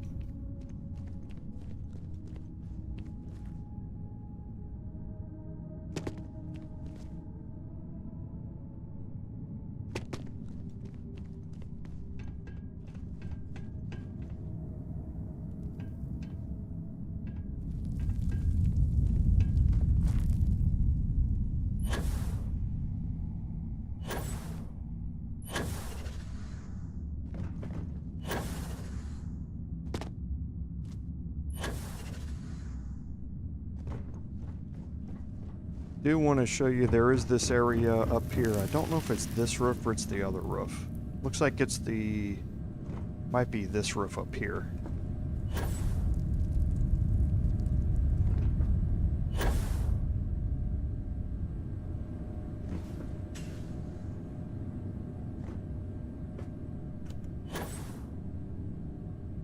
Oh, keep missing it. Well, there's a little sitting place up there with some crafting supplies and some med packs and that sort of stuff up there that you can get to. You can get to it easier from this side. Oh, why didn't I make that?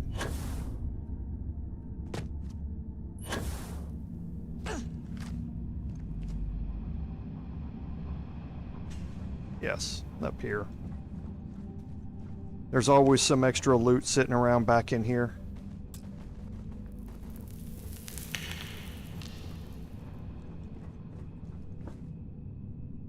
And there's who you're looking for. So you must be the one who got me out of the red with the trade authority. Can't say I don't appreciate it, but I doubt you came all this way just to do me a favor. Now you want to explain to me why you're going around harassing nefarious old men by wiping away their hard-earned debts?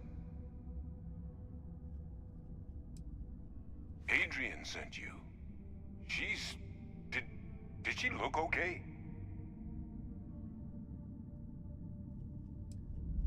A Terrormorph? She's fortunate to be alive at all. Hope you two had plenty of backup. So what's this she had you bring all the way down here after putting you in harm's way?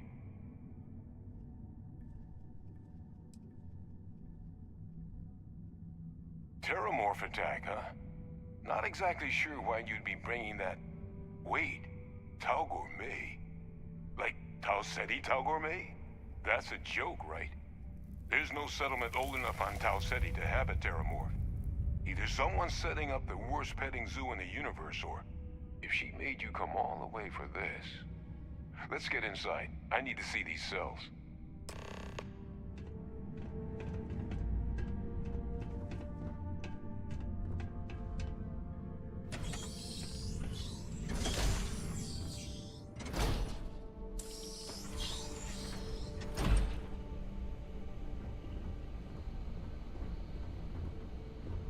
Gonna ask you to not touch anything. Got some projects in the works down here. I wasn't expecting guests. Oh, and Lou mentioned how you took care of the debt. Can't say I'm thrilled the Trade Authority got their mitts on the research, but I guess that's the price you pay not to live in a cave the rest of your days.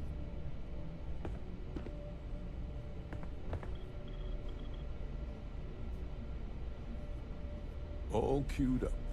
Let's gaze into this abyss, shall we? All right. Just get those cellular markers tagged. Wait. Where are the markers? This can't be right. This sample, it's Londinian. I'll need to get this all in the slate. Hadrian really gave you this sample. You're not lying to me? Because if you told me this was a hoax, and it'd be the best damn fake I've ever seen, I'd be mad and very, very relieved.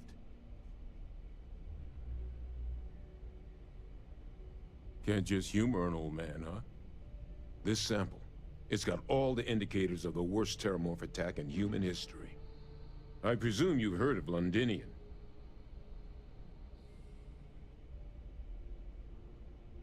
And for good reason. The swarms are so bad, they had to blow the spaceport and seal the place off from the galaxy at large. Not a lot of samples made it off the world from the time of the attack, but the ones that did, well, they look just like this one. I didn't detect any of the telltale signatures this specimen ever sat on a ship while it was alive, either. I don't think it was transported to Tal Ceti. This specimen, it grew there, faster than any Terrormorph should. Which means, if we're about to start a new era in human-Terrormorph relations, where big, sudden Londinian-style attacks can happen outside Londinian, that's not gonna end well for humanity. So, you lugged this bad omen all the way here. You want to tell me what your plans are for it now?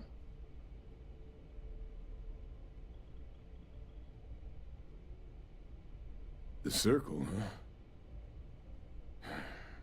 Could use a drink about now. Here, faster we take the lift to the surface. Not supposed to use it, but given the circumstances, I'm inclined to just ask forgiveness. Let's get going.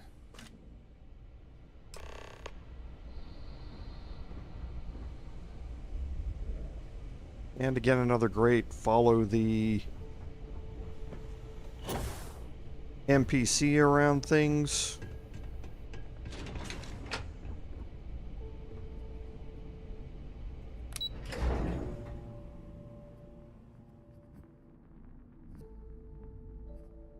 This one we can skip, though.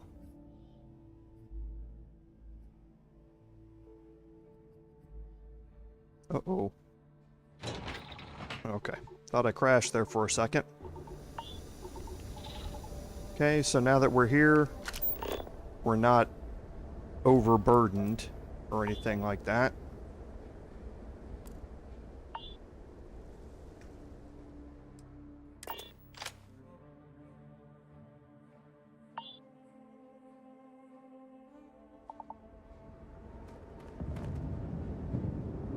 Oh. Sorry, went to the wrong one.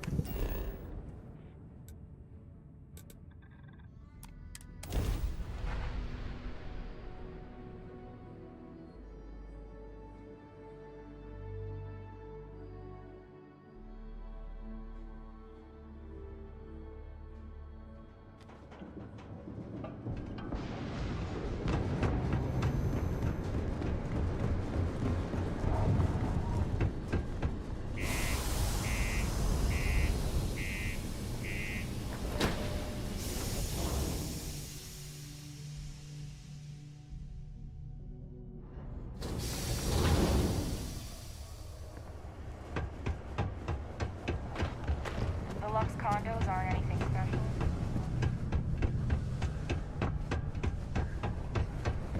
While we're here, we're just gonna go sell off a couple of things real quick. We got a lot of good stuff. Take a look. So we'll sell from the ship's inventory here, and we'll just get rid of some things I know that we're not going to keep.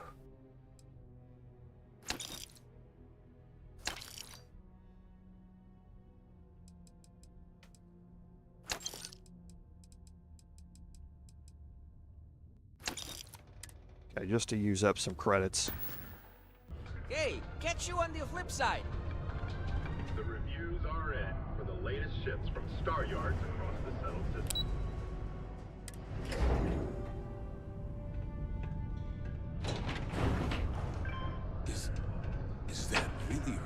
And that's what I mean by you can avoid this by just traveling way ahead of My him. God, look at you.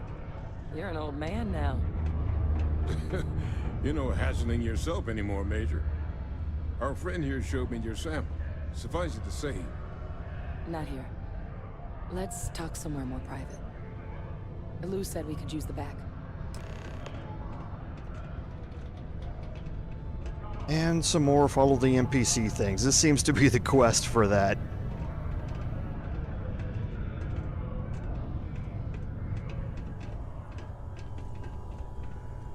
Lou gave me the abridged version of what went down. Yeah, I can't thank you enough for taking care of all that. makes two of us. I hope it ultimately didn't end up being too much trouble.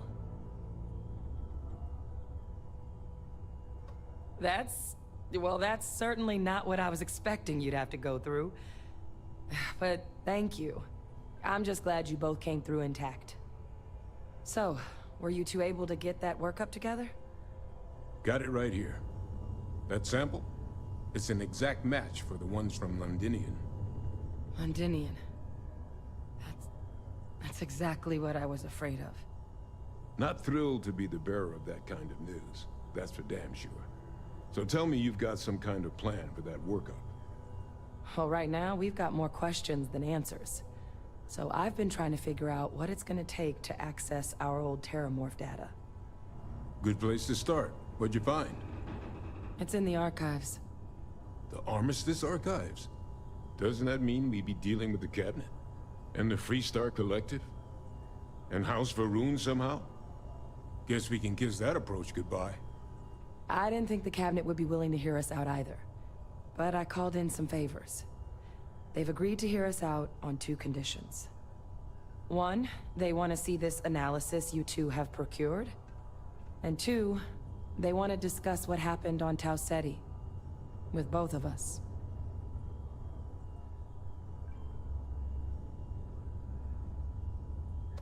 It can be a daunting experience.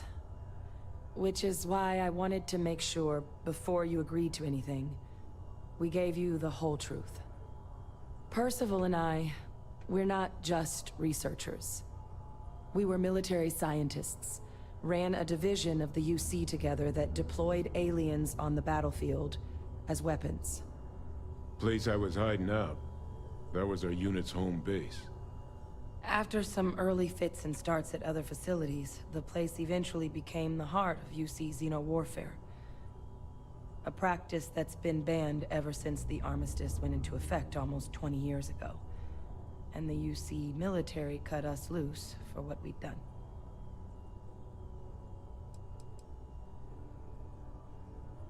No. We were both dismissed after the war for what we did. These days, we're just concerned citizens with a very particular area of expertise. Our damage has been done for a long time. Oh, well, that means a lot. It's not something I'm exactly proud of. But it was during that assignment that the UC asked us to explore deploying Terrormorphs on the battlefield. The project never got off the ground, but the data our team gathered is now sitting in the archives, along with all the other information banned after the Colony War. Under the watchful eye of monitors from all the galactic factions still participating in regular politics. But if we can convince the Cabinet to help us access that data, it'll give us the tools we need to decipher what exactly this sample might mean. And hopefully, how to prevent more attacks like the one that spawned it.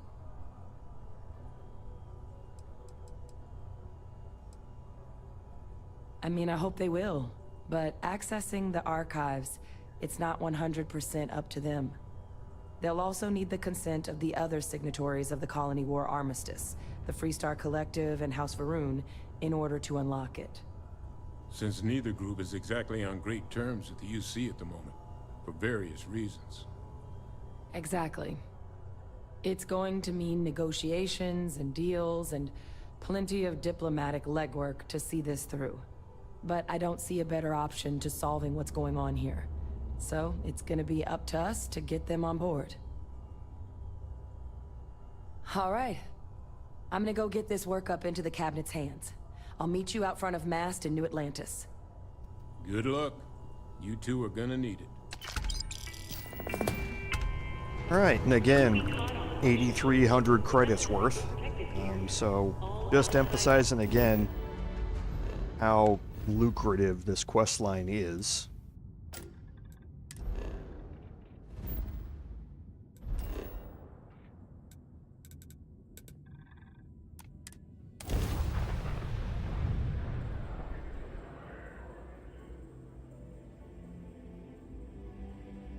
Ooh, I love that quest.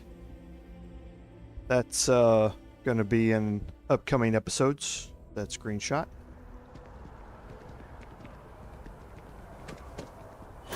Captain! Over here!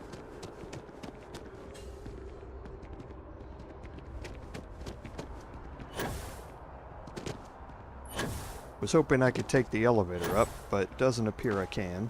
I have to go talk to her.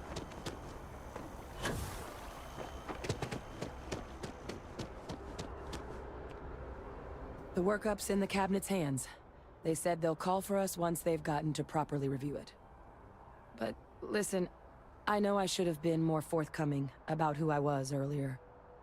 So, in the interest of full disclosure, there's one more thing you ought to know before we head up there. My relationship with the UC. It's more complicated than it might seem at first glance. The UC's actually the only reason I'm here in the first place. I am a clone of a man named Francois Sanon, one-time fleet admiral of the UC during the Colony War, former head of the UC Navy. They called him Ve Victus, woe to the defeated, in Old Earth Latin, a title he earned. The program I was a part of, it was the UC's attempt to create a new generation of military minds from one of their most respected tacticians. Secure the leadership of the UC military for generations to come. So we learned about Ve Victus during our introduction, walking through the hall before we took the simulator test. And he was one of the 3 commanders that was put to death after the UC Freestar Collective War. I'm getting there. The man I was cloned from, my father, was executed for acts he committed during the war. The man caused a lot of death on both sides. Freestar Collective and UC. Military and civilians. And the things he did, well, they're a part of the reason the UC and Freestar Collective aren't really on great terms to this day. So my involvement, it could be another obstacle they throw at us up there. I just wanted you to be forewarned.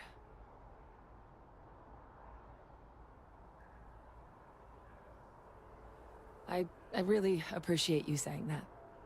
I just thought you deserved to know, considering how much you've done already. You know, while we've got a second, was there anything else we needed to discuss? I know you got dropped into the middle of this pretty fast. Or, if you've got any last-minute business to attend to, now might be a good time.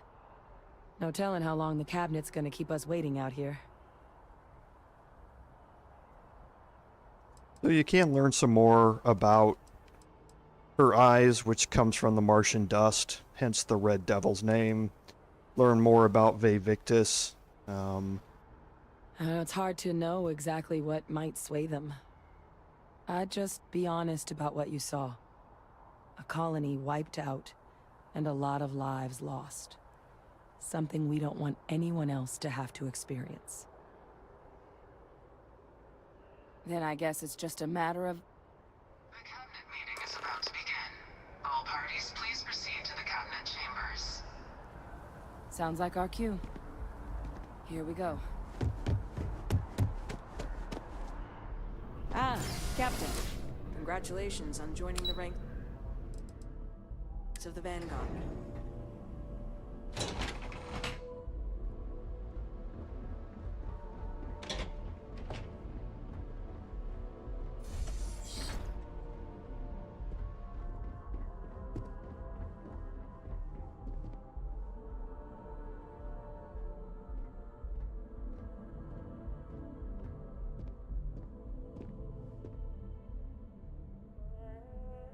Ah, welcome. You must be the captain Hadrian mentioned in her report. You have our thanks for the risks you faced in securing this information. Oh, I'm sure she did. Yes, well, precisely how urgent is what I hope we'll determine here today. So now, we have two petitioners here making a surprising request. Access to the UC Xeno Warfare Team's Terrormorph data, currently housed in the Armistice archives. A request which will require not just this body's agreement, but that of all three Armistice signatories. UC, Freestar Collective, and House Varun. Now, Captain, we've all read Hadrian's report on the subject, but we have yet to hear from you. Perhaps you could summarize for the Cabinet what it is you see as the goal of this endeavor.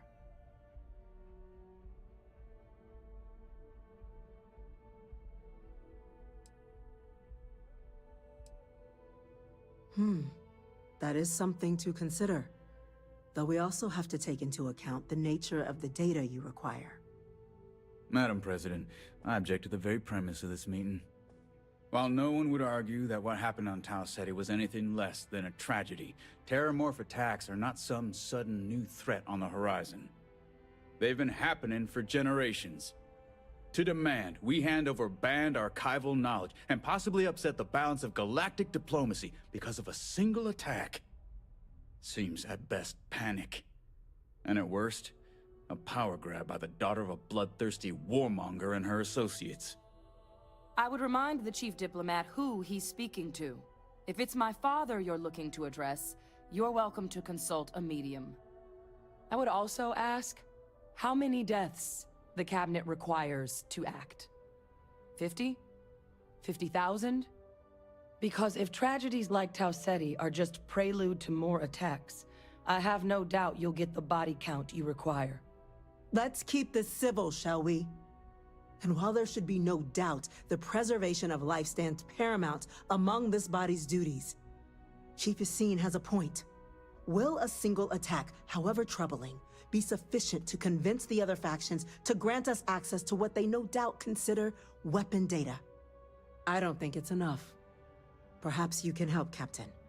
As the one who actually collected the sample in question, did this Terrormorph seem at all alarming to you?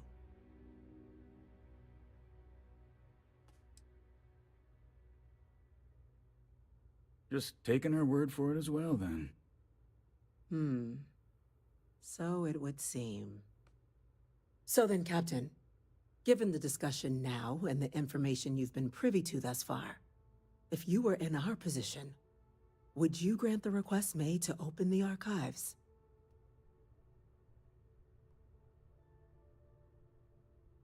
I'm inclined to agree. As am I. Well, I am not. I've heard nothing here to convince me that we should do anything but wait. And I will not risk galactic peace on a question of if. Yes, a fair assessment, Chief Diplomat. So then, while the data you two have presented is compelling, I think we can safely say it's insufficient for the level of action you've requested. Perhaps once we've... What was that? Attention. An incident has occurred. Facility lockdown engaged. Incident? Chief Sarkin, what's happening? There's been an attack at the spaceport. Terrormorphs. Terrormorphs. More attacks. Just as predicted. Good God.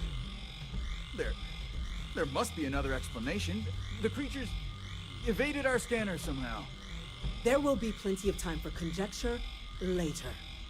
Chief Sarkin, order the evacuation of the spaceport and have your men contain the things, but do it discreetly. The last thing we need is a citywide panic. Yes, ma'am. Admiral Logan, the local barracks can provide support? I'll make the order myself. Nearest anti-Xeno squad, though, is off-world. Going to take a while to bring them in. Well then, we'll have to make do with the tools we've got. You two, we can't risk those things getting out of the spaceport. I want you both on the next train there. We'll let them know you're coming, and that you've dealt with these things before. Now go show them how it's done. We're on it, ma'am. Captain, I'm right behind you. Let's get down there.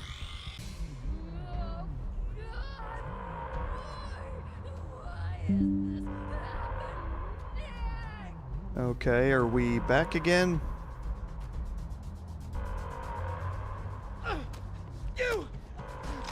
That's it. Sorry, again, I got a notification that stream cut out. I hope it's back to normal, though.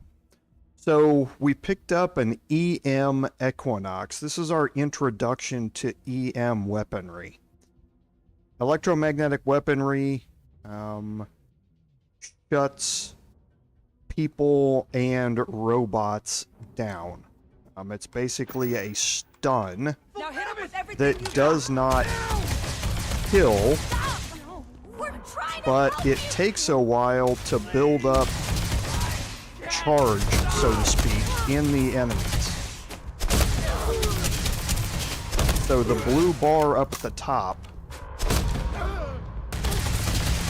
has to fill up before they will be stunned. Once it fills up, then they go down.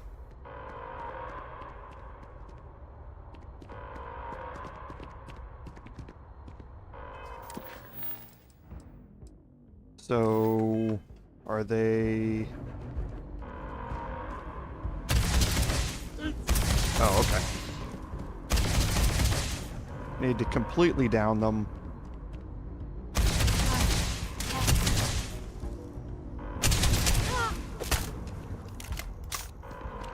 Trying not to hit anybody else here, but...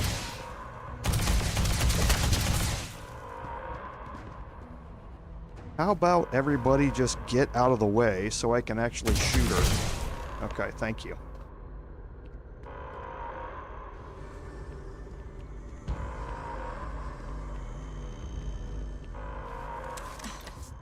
Thank you for what you did. We didn't want to hurt them.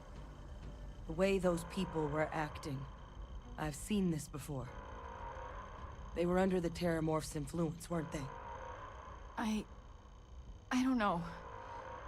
They were down at the port and they just started screaming.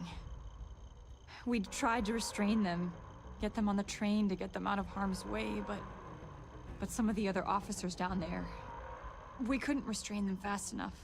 They just started firing on us. People we knew. They went berserk. Pheromonic projection. Some Terrormorphs, they can induce this fog. It affects everyone differently, but some people just lose control, turn against everyone around them, even if they don't want to. They're like a puppet. You kill the morph, you break the hold. But this means we're gonna need to be real careful with our fire, and keep that EM weapon at the ready.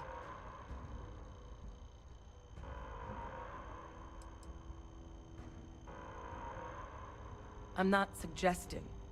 It's documented behavior. The result of the projection, though, can vary wildly. Some folks just shrug it off. Others hallucinate. And some lose control altogether. They'll lash out at anyone around them, but still be aware while they're doing it. Those cases, you'll either need to knock them out with EM fire, or free them by killing the Terrormorph.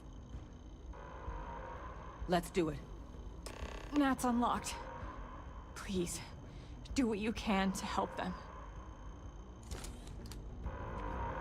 Hey, so now you have a new threat, and that is the people around you. You will see people who are affected by the Terrormorph, by that bluish aura around them, around their heads. No time to waste, Captain. Stash the EM and pull some firepower. Let's move! All citizens are required to proceed. Okay, so what I want to do while I'm here is check where we are. Okay, so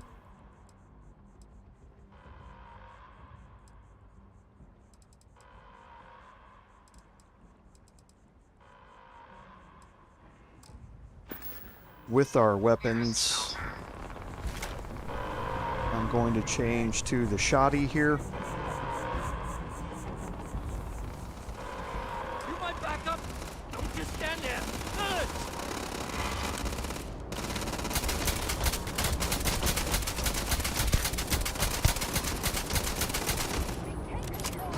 Okay, and you can see how much damage they soak up.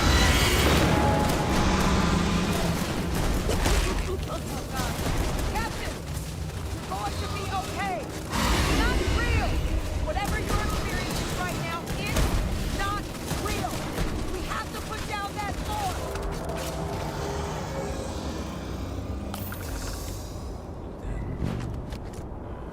Experts?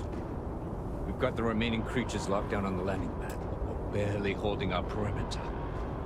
They said you've done this before, huh? Well, one fire team to spare and whatever supplies you need, but I can't risk them taking over any more of my men. Put those things down and do it fast. We'll hold them as best we can. Okay, so you have an optional objective over here to talk to this fire team. Now, the fire team here... Heard you might be looking for some backup. You say the word, we're out there on your 6. You two have any experience with Terrormorphs before? Only the brief they just gave on the way here. But we know how to handle pressure. Surviving a full-on mental assault isn't the same as keeping your cool in a firefight. Might make you more liability than asset. We're not UC security. You don't need to worry about us. Okay, so these guys are a little arrogant, and that should be a little bit of a hint. Your call. We're on the line. But you don't want to take them with you. Things get rather ugly when they get mind controlled. So now you can see we have 2 Terrormorphs out here. Okay, and I actually want to take a look at the weapons in my cargo hold here.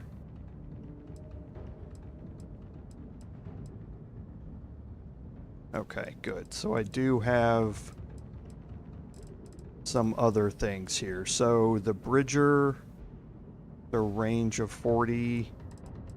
The Coachman is also a range of 40. Okay, so we're going to go with the Bridger here.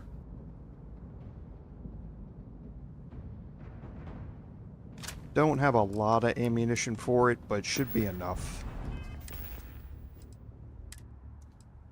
Just to give me a DPS increase.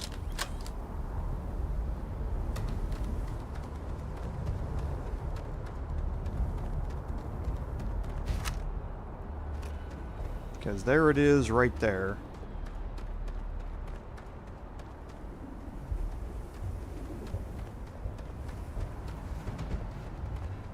And there aren't really any places to hide out here. Let's get this over with.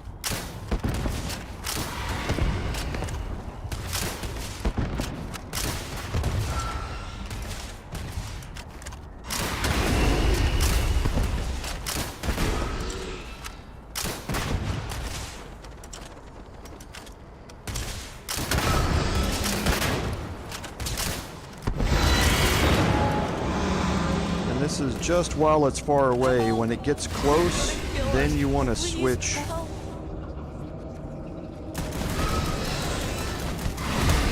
back to the shoddy, because the burst damage on the shoddy is quite a bit more.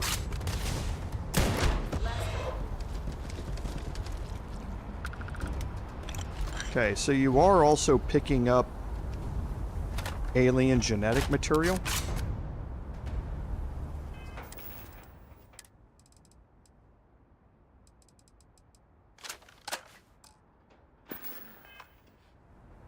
And alien genetic material gives you 500% damage resistance for 30 seconds.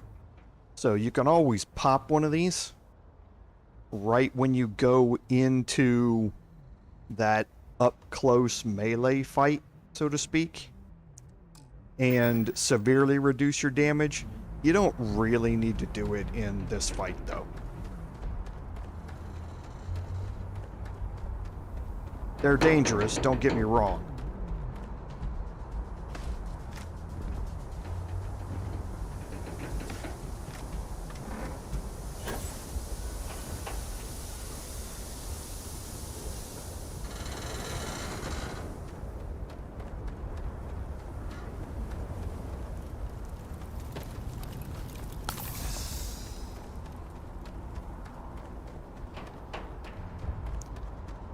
I'm just going to flank around over here, give myself a wide berth, so I can get as many of the long-range shots off on it as I can.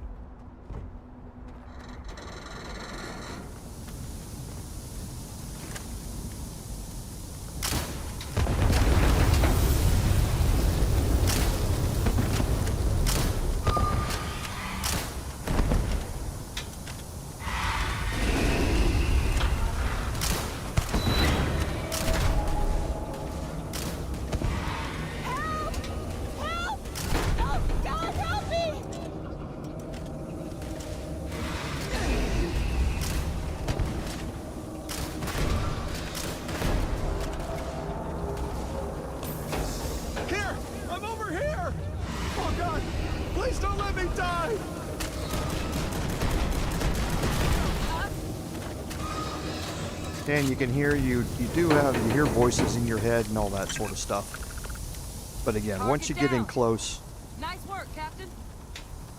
It ends pretty quick.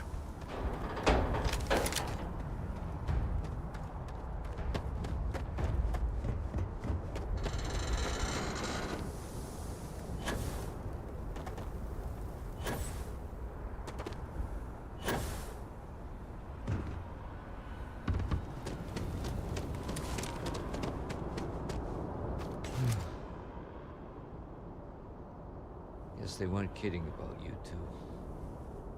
The universe put the right people in the right place.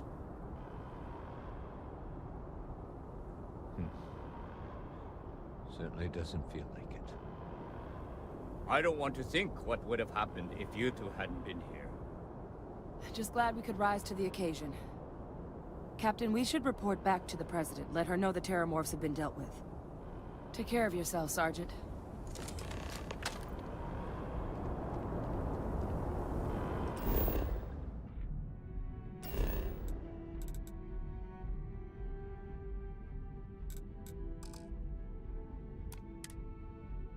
Okay, so looks like we'll have to walk our way back. Yes, you do, because of this is not the same mast area or the same spaceport area in the game. It's actually a different one. That's why you don't have the same destinations here.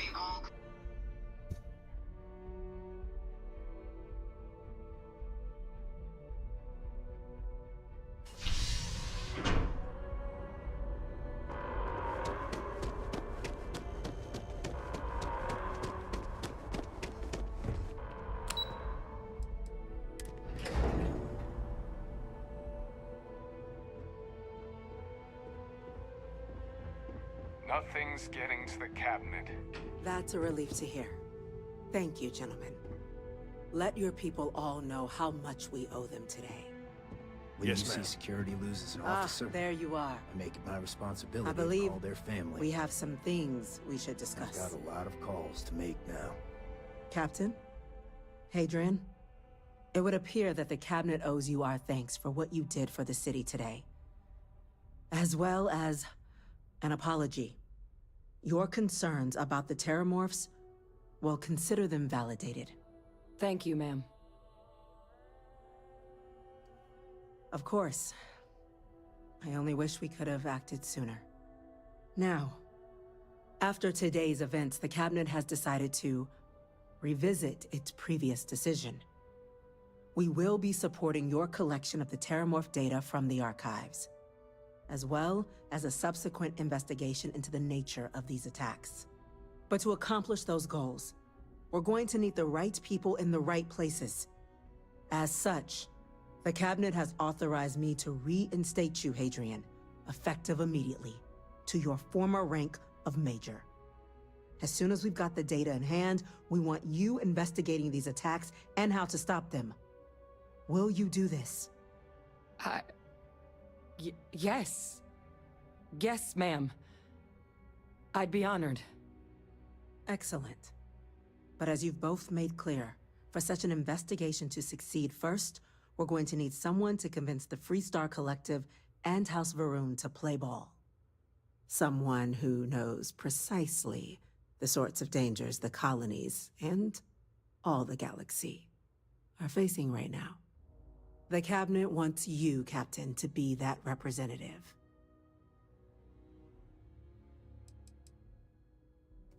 The Cabinet wants progress, and wants it quickly. You're already far more familiar with the situation than any diplomat would be. There's also no diplomat alive that can claim they helped keep a cadre of Terrormorphs off the embassy doorsteps. The Cabinet was unanimous. They want you. We do.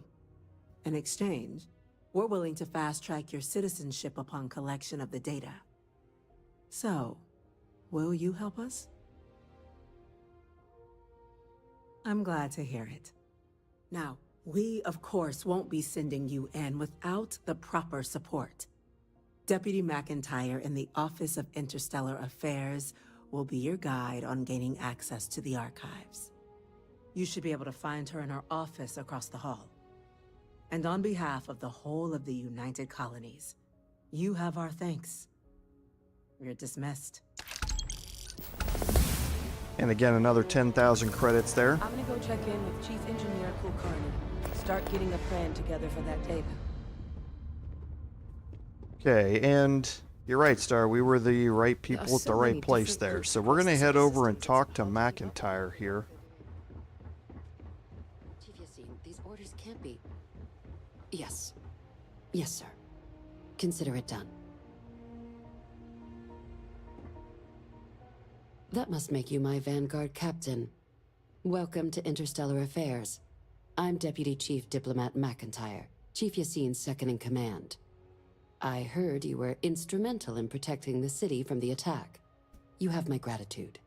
I was also told the President wants us to get you into the Armistice archives ASAP. So, we've got no time to waste. You know what the archives are, correct?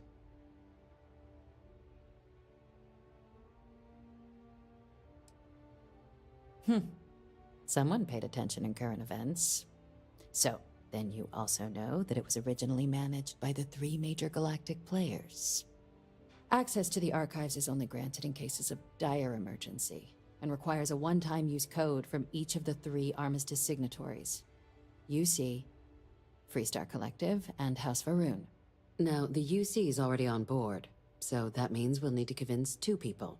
The ambassadors of the Freestar Collective and House Varun to hand over their codes. Get them both and you'll have your data.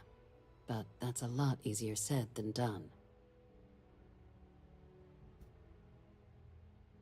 I couldn't agree more. However, both ambassadors have reasons they won't, or can't, work with us. Now, I'll provide guidance on how we believe you can acquire each code, but ultimately, it'll be up to you to get them both to cooperate. And I do mean cooperate. Threats and violence are off the table here. Though that doesn't mean we can't get creative. But it does mean we need to get you up to speed on who you're dealing with. Who do you want to start with? Ambassador Radcliffe of Freestar, or Ambassador Balmore of House Varun?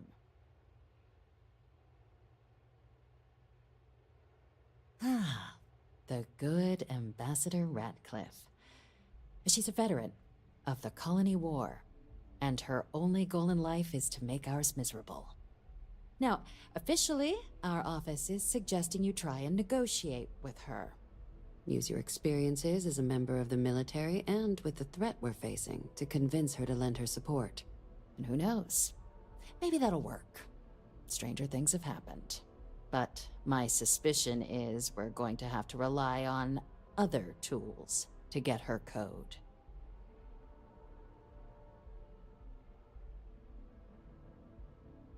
Certainly. See, good diplomacy is all about the careful application of pressure. We just need to find the squeeze. UC Intelligence has a recording device planted in the ambassador's living quarters, which we suspect you can use to your advantage. But getting caught trespassing is a quick way to land yourself in an embassy holding cell. So, if you are going to try and access the device, you're going to need to find a way in there without being seen. Report suggests there's a disgruntled staff member you might be able to pump for intel. Maybe even convince to work with you. All right. Here, your diplomatic ID. I'll give them a heads up, you're on your way. Not likely to let you through the door otherwise.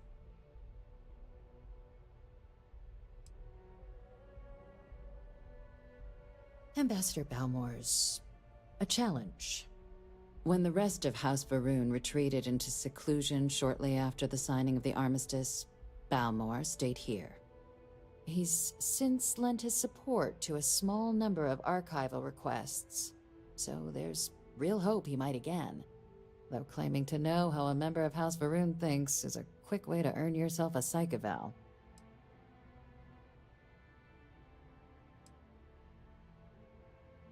It does, but there's a concern. We're not 100% sure Balmore is actually still alive. His public appearances were always rare, but it's been several years now since he last poked his head out. Scans of the facility show life signs, but not the kind we were expecting. Your task is to find him and kindly but firmly remind him of his duties under the armistice.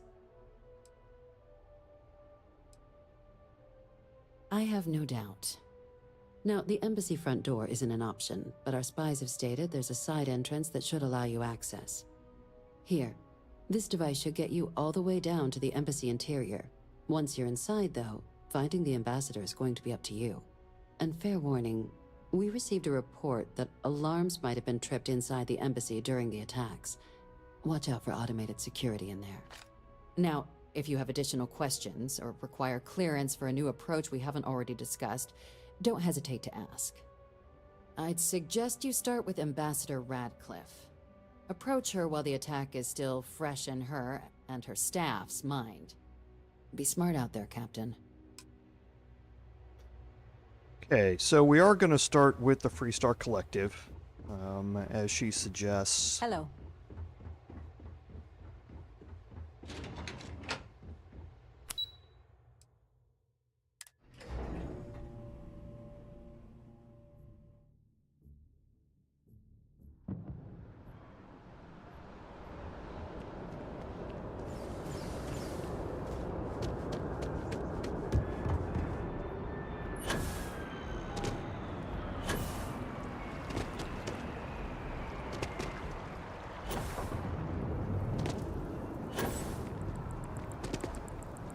The well's been having brownouts all the time.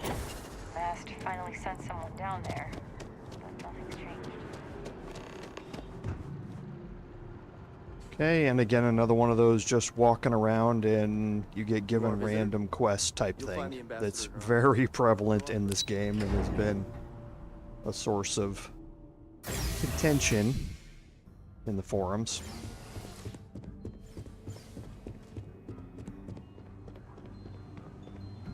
Terrormorphs? As in more than one? All that security and they still can't protect their own spaceport. The UC never fails to disappoint. I just wish I hadn't received the news from an SSNN broadcast. We have a strategic advantage to maintain, Mr. Long. Of course, ma'am. I'll make sure it doesn't happen again. Excuse me. Are you supposed to be in here? You're allowed. I'm sorry.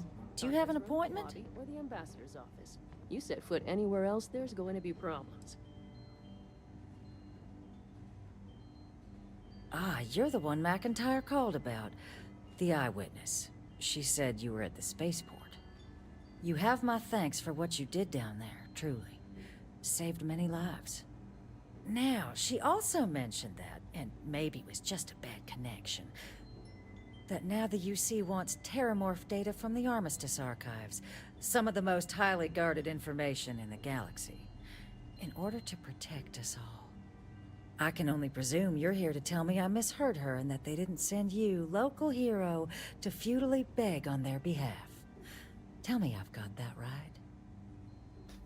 So again, before this conversation, you want to make sure that you've saved. I was afraid of that. Let me be frank, Captain. The answer is no. That information is there because it is dangerous. I will not be the one responsible for its release. Now, why don't you quit wasting my time and yours, and go? Because you do get an option here to try and persuade. Now, our persuasion skills aren't very good at this point. You're really gonna push this? All right, I will give you one chance. One to convince me. Understood. I'm listening.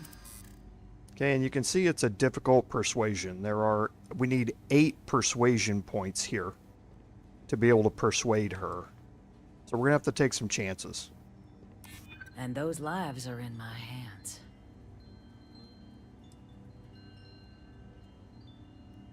Inaction sometimes is the only sound choice one can make.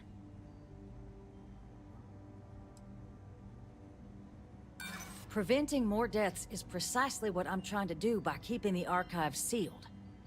Captain, I'm sorry, but my answer is not changing. The UC is just gonna have to find another way. Now, I presume you can see yourself out. Okay, so now since we failed to persuade her, we now need to speak to a Freestar embassy staffer to try and find out if we have another way to gain some leverage here. And it's obviously going to be talking to the person she was just yelling at when we walked in. That woman is an absolute... Oh, sorry. Oh, what? You're the Vanguard captain, right? You know, I was about to board the Nat to the spaceport when the alarm triggered. Sounds like I got real lucky. And like I've got you to thank for things not being a lot uglier. Well, then you have my earnest thanks. But look, they said you were coming here on official business. The ambassador likes to handle all that personally, even if she does have trained diplomats here to help her. And I don't want to get shipped back to Aquila City, so you should probably go speak to her.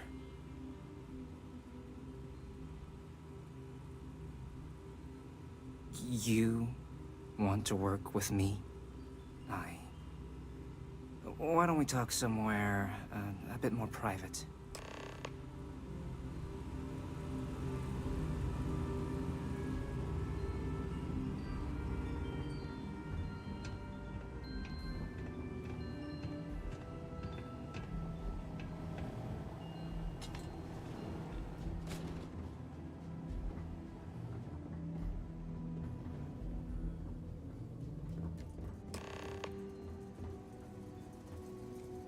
So you want me to work with you? But why now? Why me? No, I think that's a pretty safe assumption. And no other city should have to go through what happened here. So then, what would you need from me?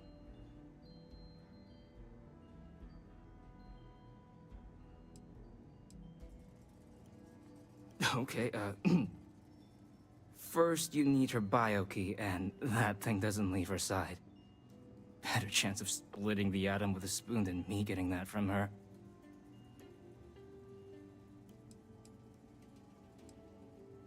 Her quarters. Huh. Well, that's doable. And you and the UC will be providing me with what for my services?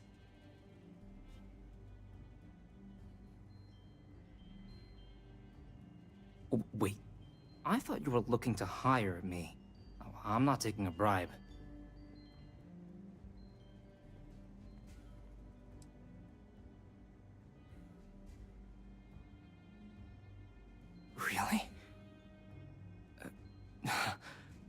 Okay, you've got yourself a deal. Okay, so there's a utility corridor that leads to the ambassador's quarters, which you can access through the main conference room. Here, the key. Whatever you do, don't let the guards see you entering or exiting the utility section, or you're gonna be in serious hot water. I'll keep an ear out for more instructions from the UC. Okay, so the conversations that you have here can incur disfavor from your other party members, so be aware of that as you're going through some of this, that if you have them with you, you may want to leave them behind for sections of this. So again, want to make sure that you are not detected, and this guard's going to roam around for a bit.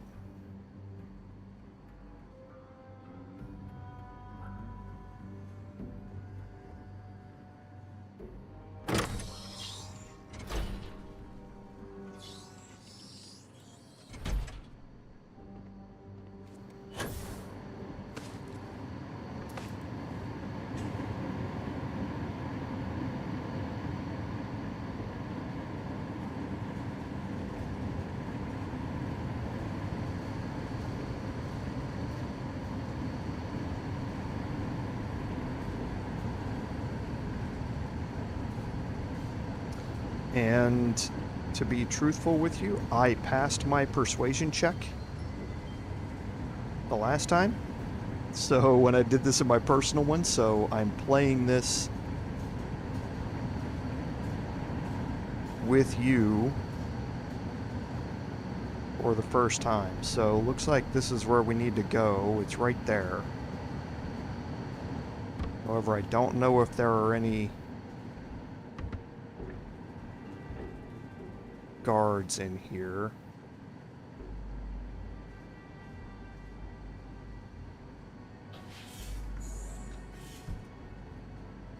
Don't think there are. No. Agent detected. Patching in playback. Son of a bitch! Cameron! Are you alright, Ambassador? It seems the Council of Governors has rejected my appeal to join. Again. Which means you and I are stuck in this colonial rat cage until we die. But I think we might need to. We should expedite the process. What are you getting at, ma'am? I mean, my requests keep being rejected because they don't want to add a seat, right? But what if one opened up? The minds and hearts is what it used to be. It's not like anyone would miss him. Eva, I think it's time to get some sleep. Just think about it. Maybe we can reach out to some experts at that sort of thing, huh? Good night, Eva. Okay, so obviously have some blackmail here on her.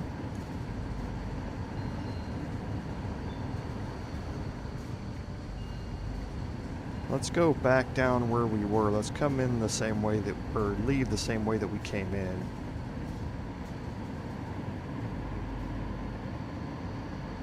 Now, we're going to have to be careful here because the door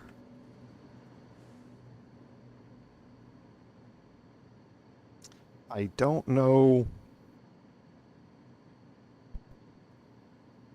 where the guard outside is in their patrol path.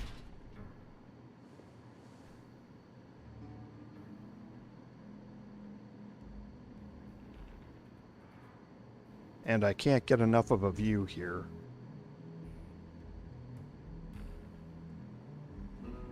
Oh, so the guard's gone.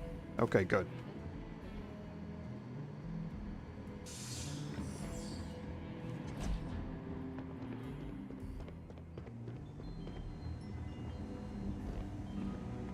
Did I not make myself abundantly clear, Captain? You're not getting access to the archives. Excuse me? have no idea what you're talking about.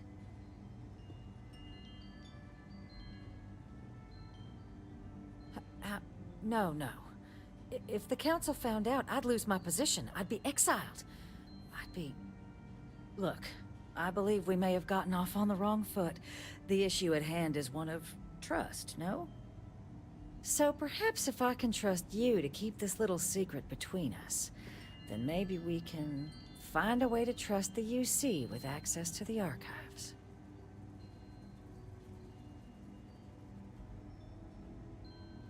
Good. I appreciate you working with me. Just like I'm sure our great powers will. In fact, I think there's an opportunity here. Keep both our factions happy and ensure an air of legitimacy to the whole proceeding. I can only let you get the information on the Terrormorphs. Anything else and people will get suspicious. And all research will need to be monitored. Freestar scientific observers making sure everything's being used for the right purposes. But those 2 items should be enough to allay any suspicions. Good. Okay, let's go get you your access.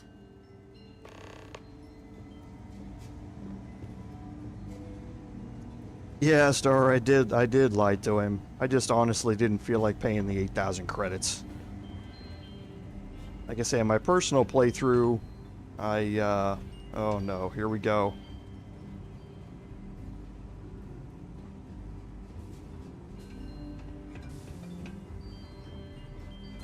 Another great follow the NPC Bethesda thing. Look, she's clipping through the ground.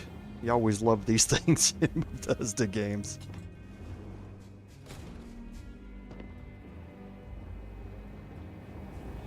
They tell me it should only take a moment.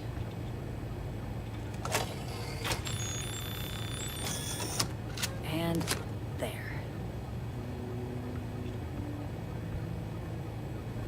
It is reassuring to know there are still some people in this universe you can trust. Okay, so now we need to get House Varun's archival code. And this is not going to be nearly as simple.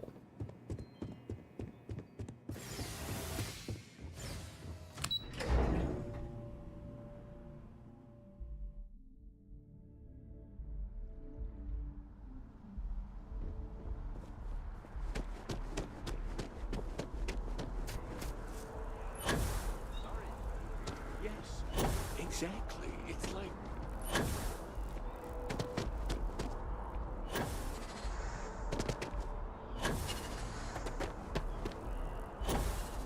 Okay, now the Varun embassy here you can see is all overgrown.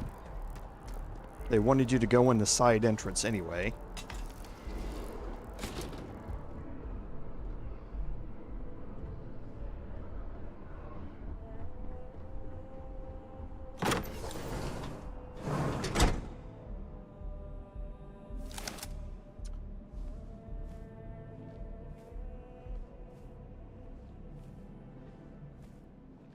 Things don't look all that great in here. And remember, they said that they thought he might even be dead.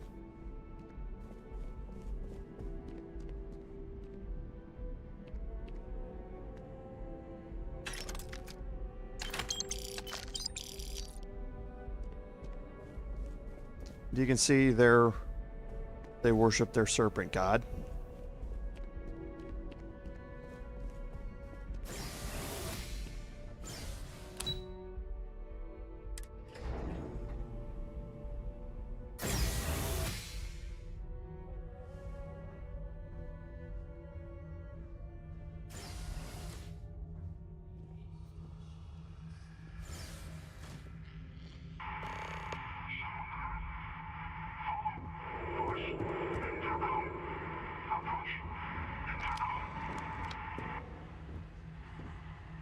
Okay, so we do have computer screens that we can unlock, and this is going to be a theme. So you need 5 here, so it's going to be 3 and 2, so you have to use this one.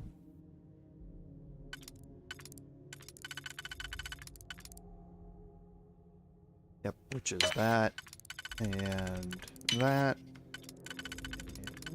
that, and that. And these are going to allow you to access the turret functions and or robot functions throughout the facility. Not always are you going to be able to activate or deactivate the turrets before you get to them. Sometimes you're not going to have a choice, and you're just going to have to deal with them. But we were warned about mechanized defenses here in the embassy.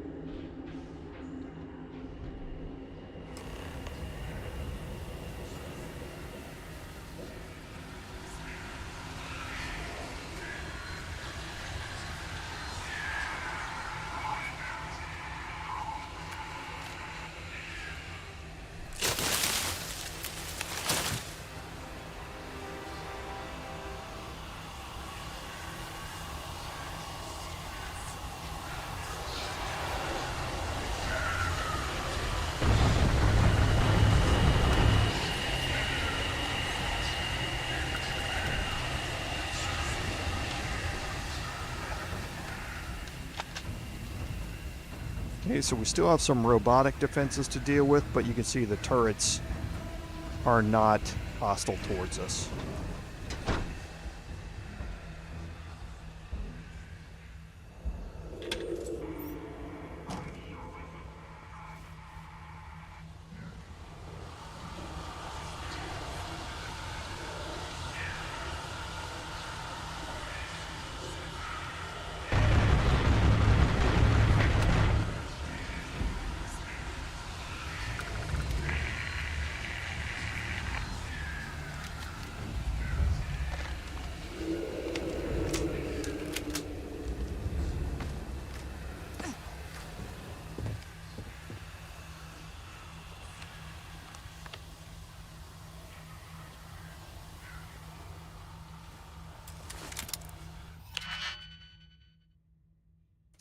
Okay, so on the inside, 1, 2, 3, 4, 5, 6.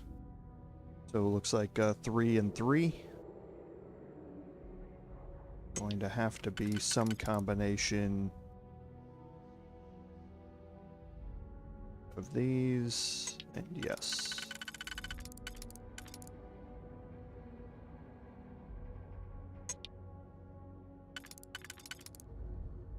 No, it's not that. That. Then on the outside, 1, 2, 3, 4, 5. So a 3 and a 2.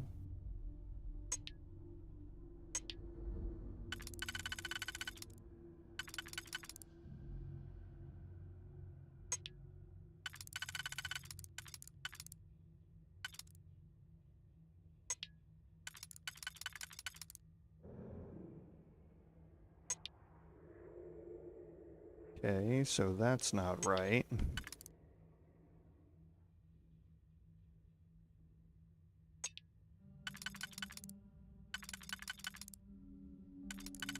This one can't be used.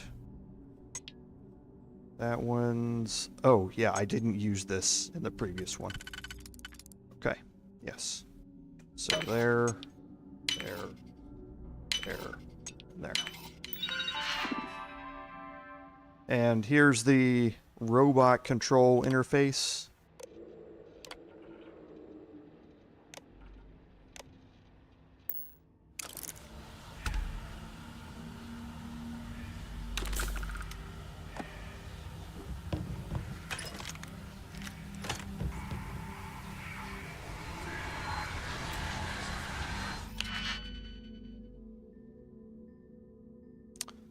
On the inside, 1, 2, 3, 4, 5.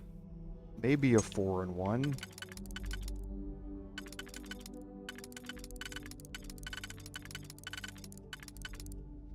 Nope. So it's it's going to be a 3 and 2, which means this one has to be used. So it fits there, so then this one needs to be 2 that are close together.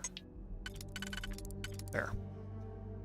The middle ring's 1, 2, 3, 4. So it could be a 4. Unlikely, though. So it's going to have to be 2 and 2. So that one. And that one. And the outer ring, 1, 2, 3, 4, 5. So probably the 4 and 1. There you go.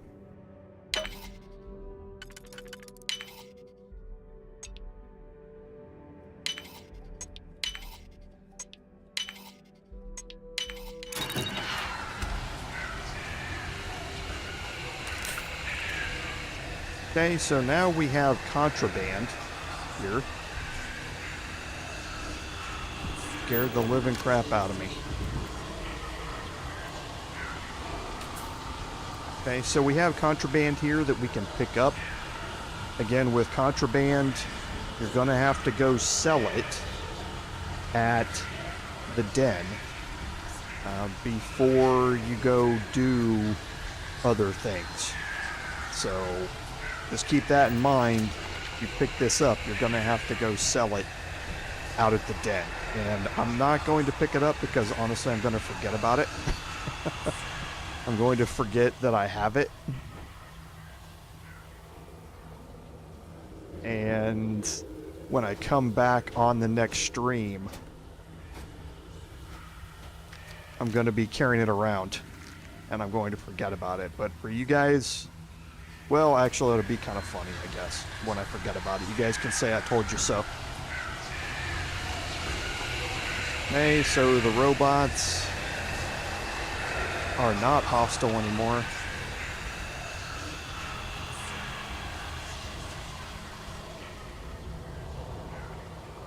But the turrets still are in this area.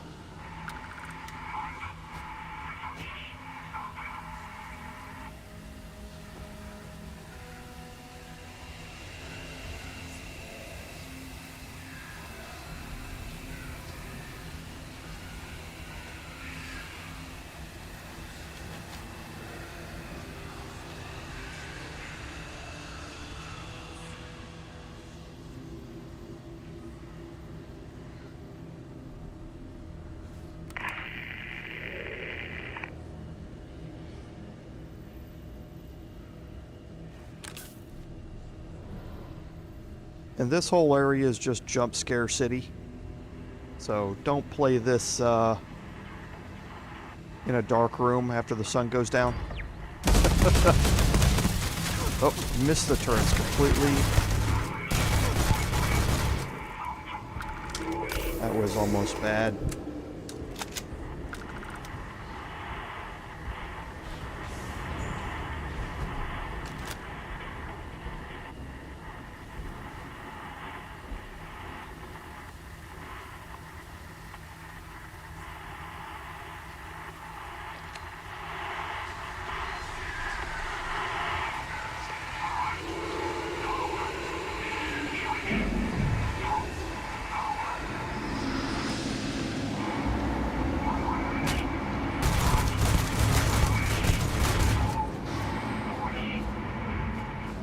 Okay, I should have unlocked the computer before I did that. So the middle ring is 4. So that'll be 2 and 2. There and here. And then 1, 2, 3, 4, 5, 6, 7, 8. So it's got to be 4 and 4 on the outside. So let's place this one first. Gonna have to be this way. That should lock this one in.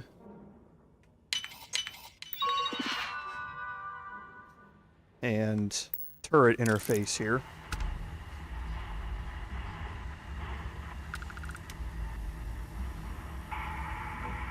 So now you can see that the next one's kind of up above me a little bit.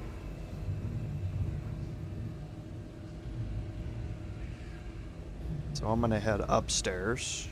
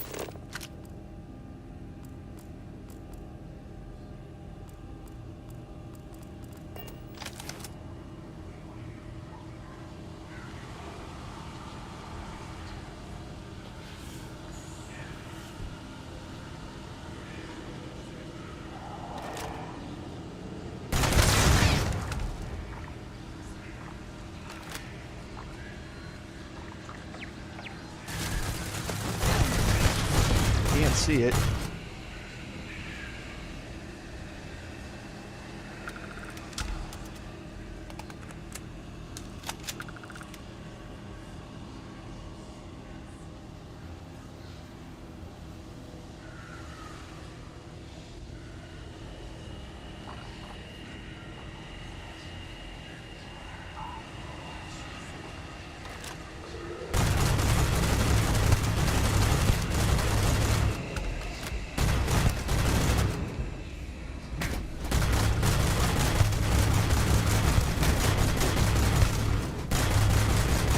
When the big mag of the drum beat comes into play.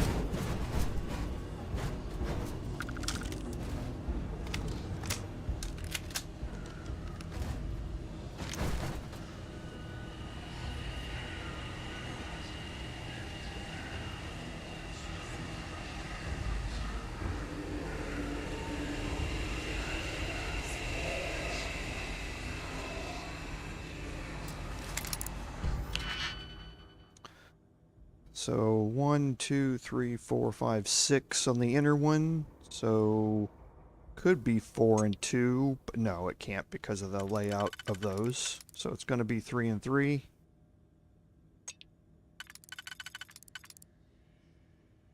Could be that one. Nope, it'd have to be reversed.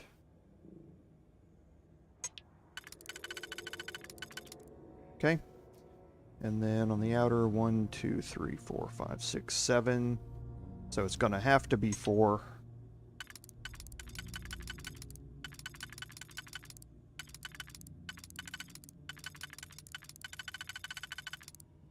This is the only way it goes.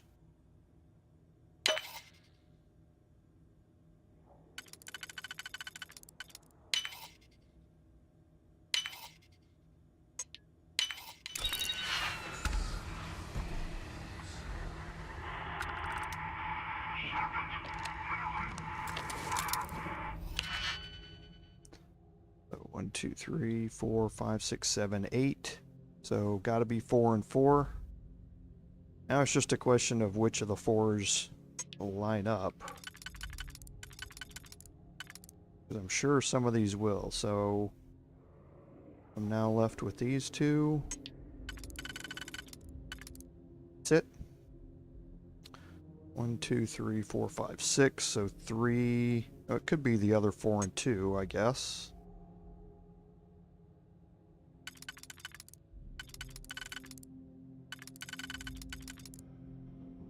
It actually is the other 4 and 2.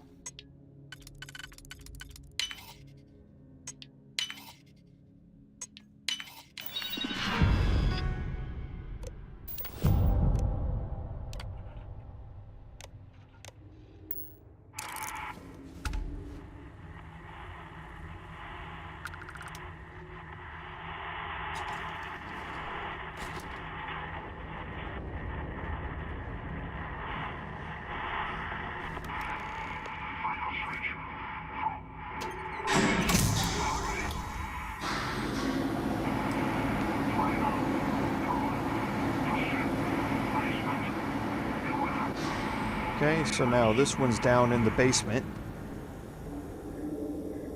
So we're going to head back where we were and head down.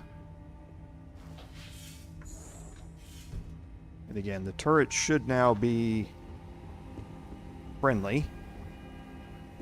Looks like they've deactivated the hallucinogenic gas as well.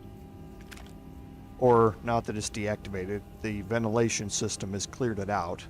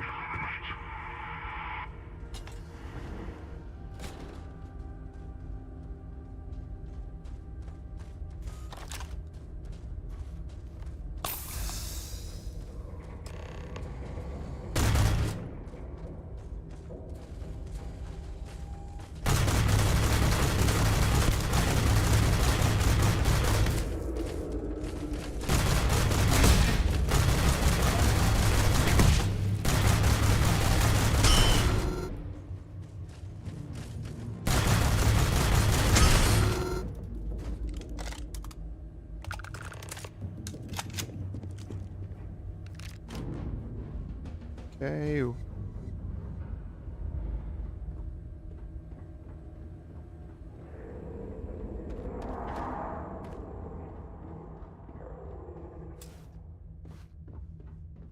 So, what seems punishment becomes providence. A reminder we can never truly know the Great Serpent's designs for us. You have my thanks, and my apologies for the ordeal you just endured. Come, let us discuss.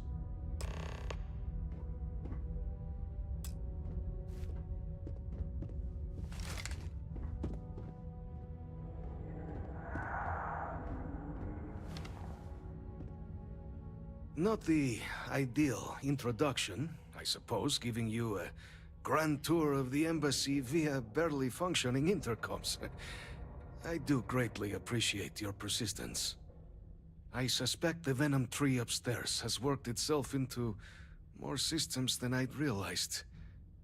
But then again, who could cage such a beauty? Eh? Tell me though, what is it like outside? I heard the broadcast mentioning an attack. Then the embassy was struck with a power surge and then... silence.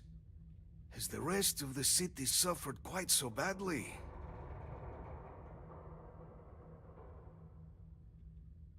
Is that right, huh? I shall need to have these repairs seen to sooner rather than later. Now, it cannot solely be the Serpent's grace that brought you here at such an opportune moment. You were sent by the UC. That much is obvious. Who else could just waltz through my door, hmm? And the broadcast spoke of Terrormorphs at the spaceport. A worrying occurrence, certainly, but coming here of all places, when all I could provide is some enthused cheerleading and... an archive code. So the UC requires information, then. On Terrormorphs, presumably, hmm? Do I see this all clearly? The preservation of life stands as the very purpose of the archives. Using its data to prevent more attacks, there is logic there. But, if I am to grant you access, I have a requirement. For years, House Varun has been known only as an agent of slaughter. We founded this embassy with hopes of shedding that legacy. With little success. In exchange for my code, I require this. You must be the one who ensures it is used for good. Ensure House Varun's legacy is more than just carnage. The knowledge you ask for isn't evil. No knowledge is. It is we who bend it to evil ends. Oh, you must assure me this will be used to save lives, not endanger them.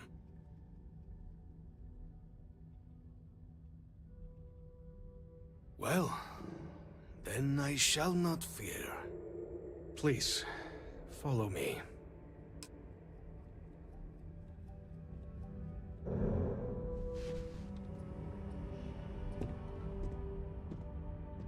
So it's an interesting quote that no knowledge is evil, just the men who use it are. It still works. It's a very interesting quote that's very similar to something that Robert Oppenheimer said. And there. Let it be used for good. Okay, so there are some stuff that you can pick up down here which is not marked as steel.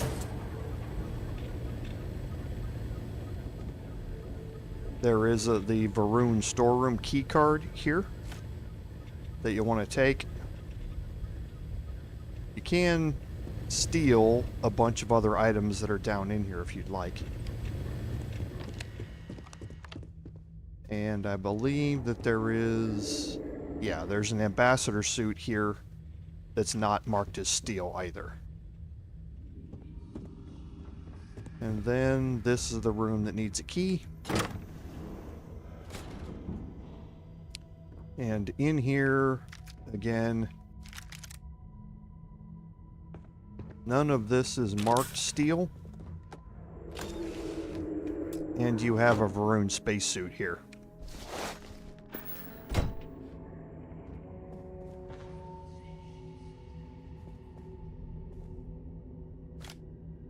And as usual, crafting supplies.